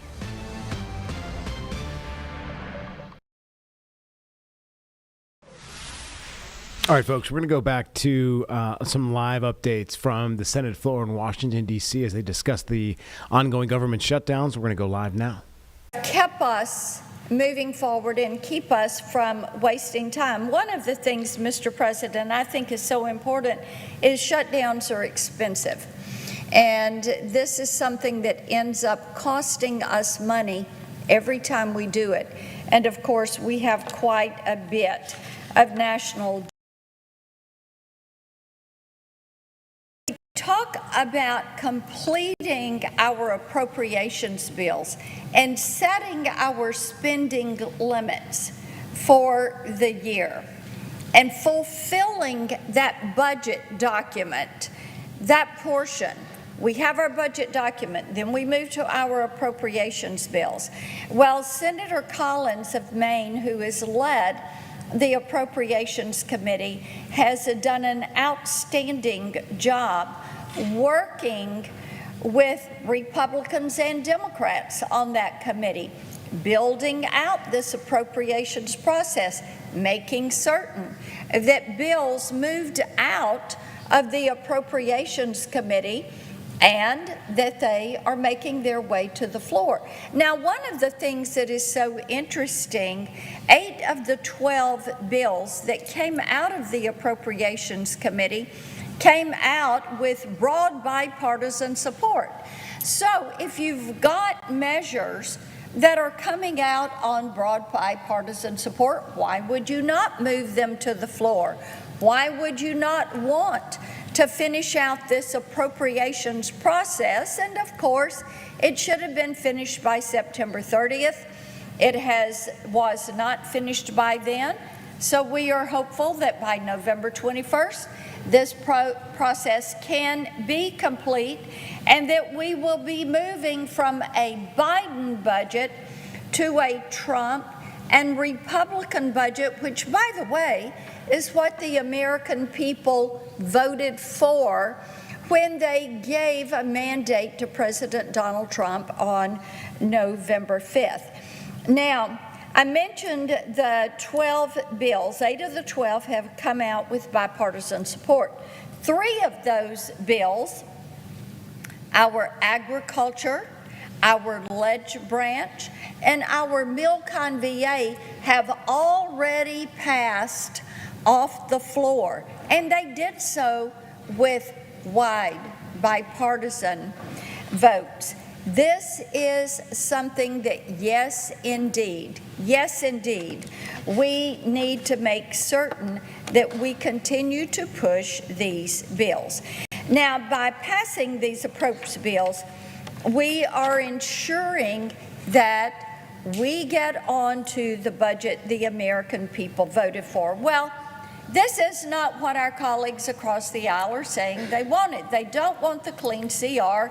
They're not wanting to move forward on these bills. Instead, their measure for keeping the government open and running is holding government basically hostage, if you will, for $1.5 trillion in additional spending. $1.5 trillion. Our national debt is north of $37 trillion. It's climbing. And of course, adding another $1.5 trillion for a few weeks is really irresponsible. In this, they're basically trying to undo what we did, the steps and the progress that we made when we did the big, beautiful bill, which is truly truly a bill for hard-working Americans. So I would encourage my colleagues across the aisle, it is time to come to the table. It is time to pass the stopgap measure, the clean CR.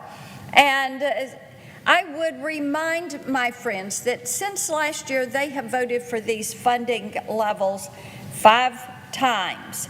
So let's come together. Let's get this passed. Let's get back on track to pass these appropriations bills. Let's keep the federal government open and working. I yield the floor and note the absence of a quorum.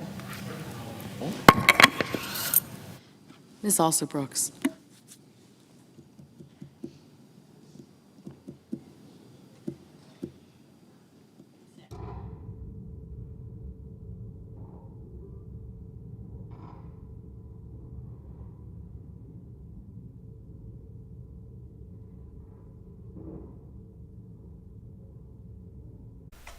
All right, folks, looks like things are wrapping up.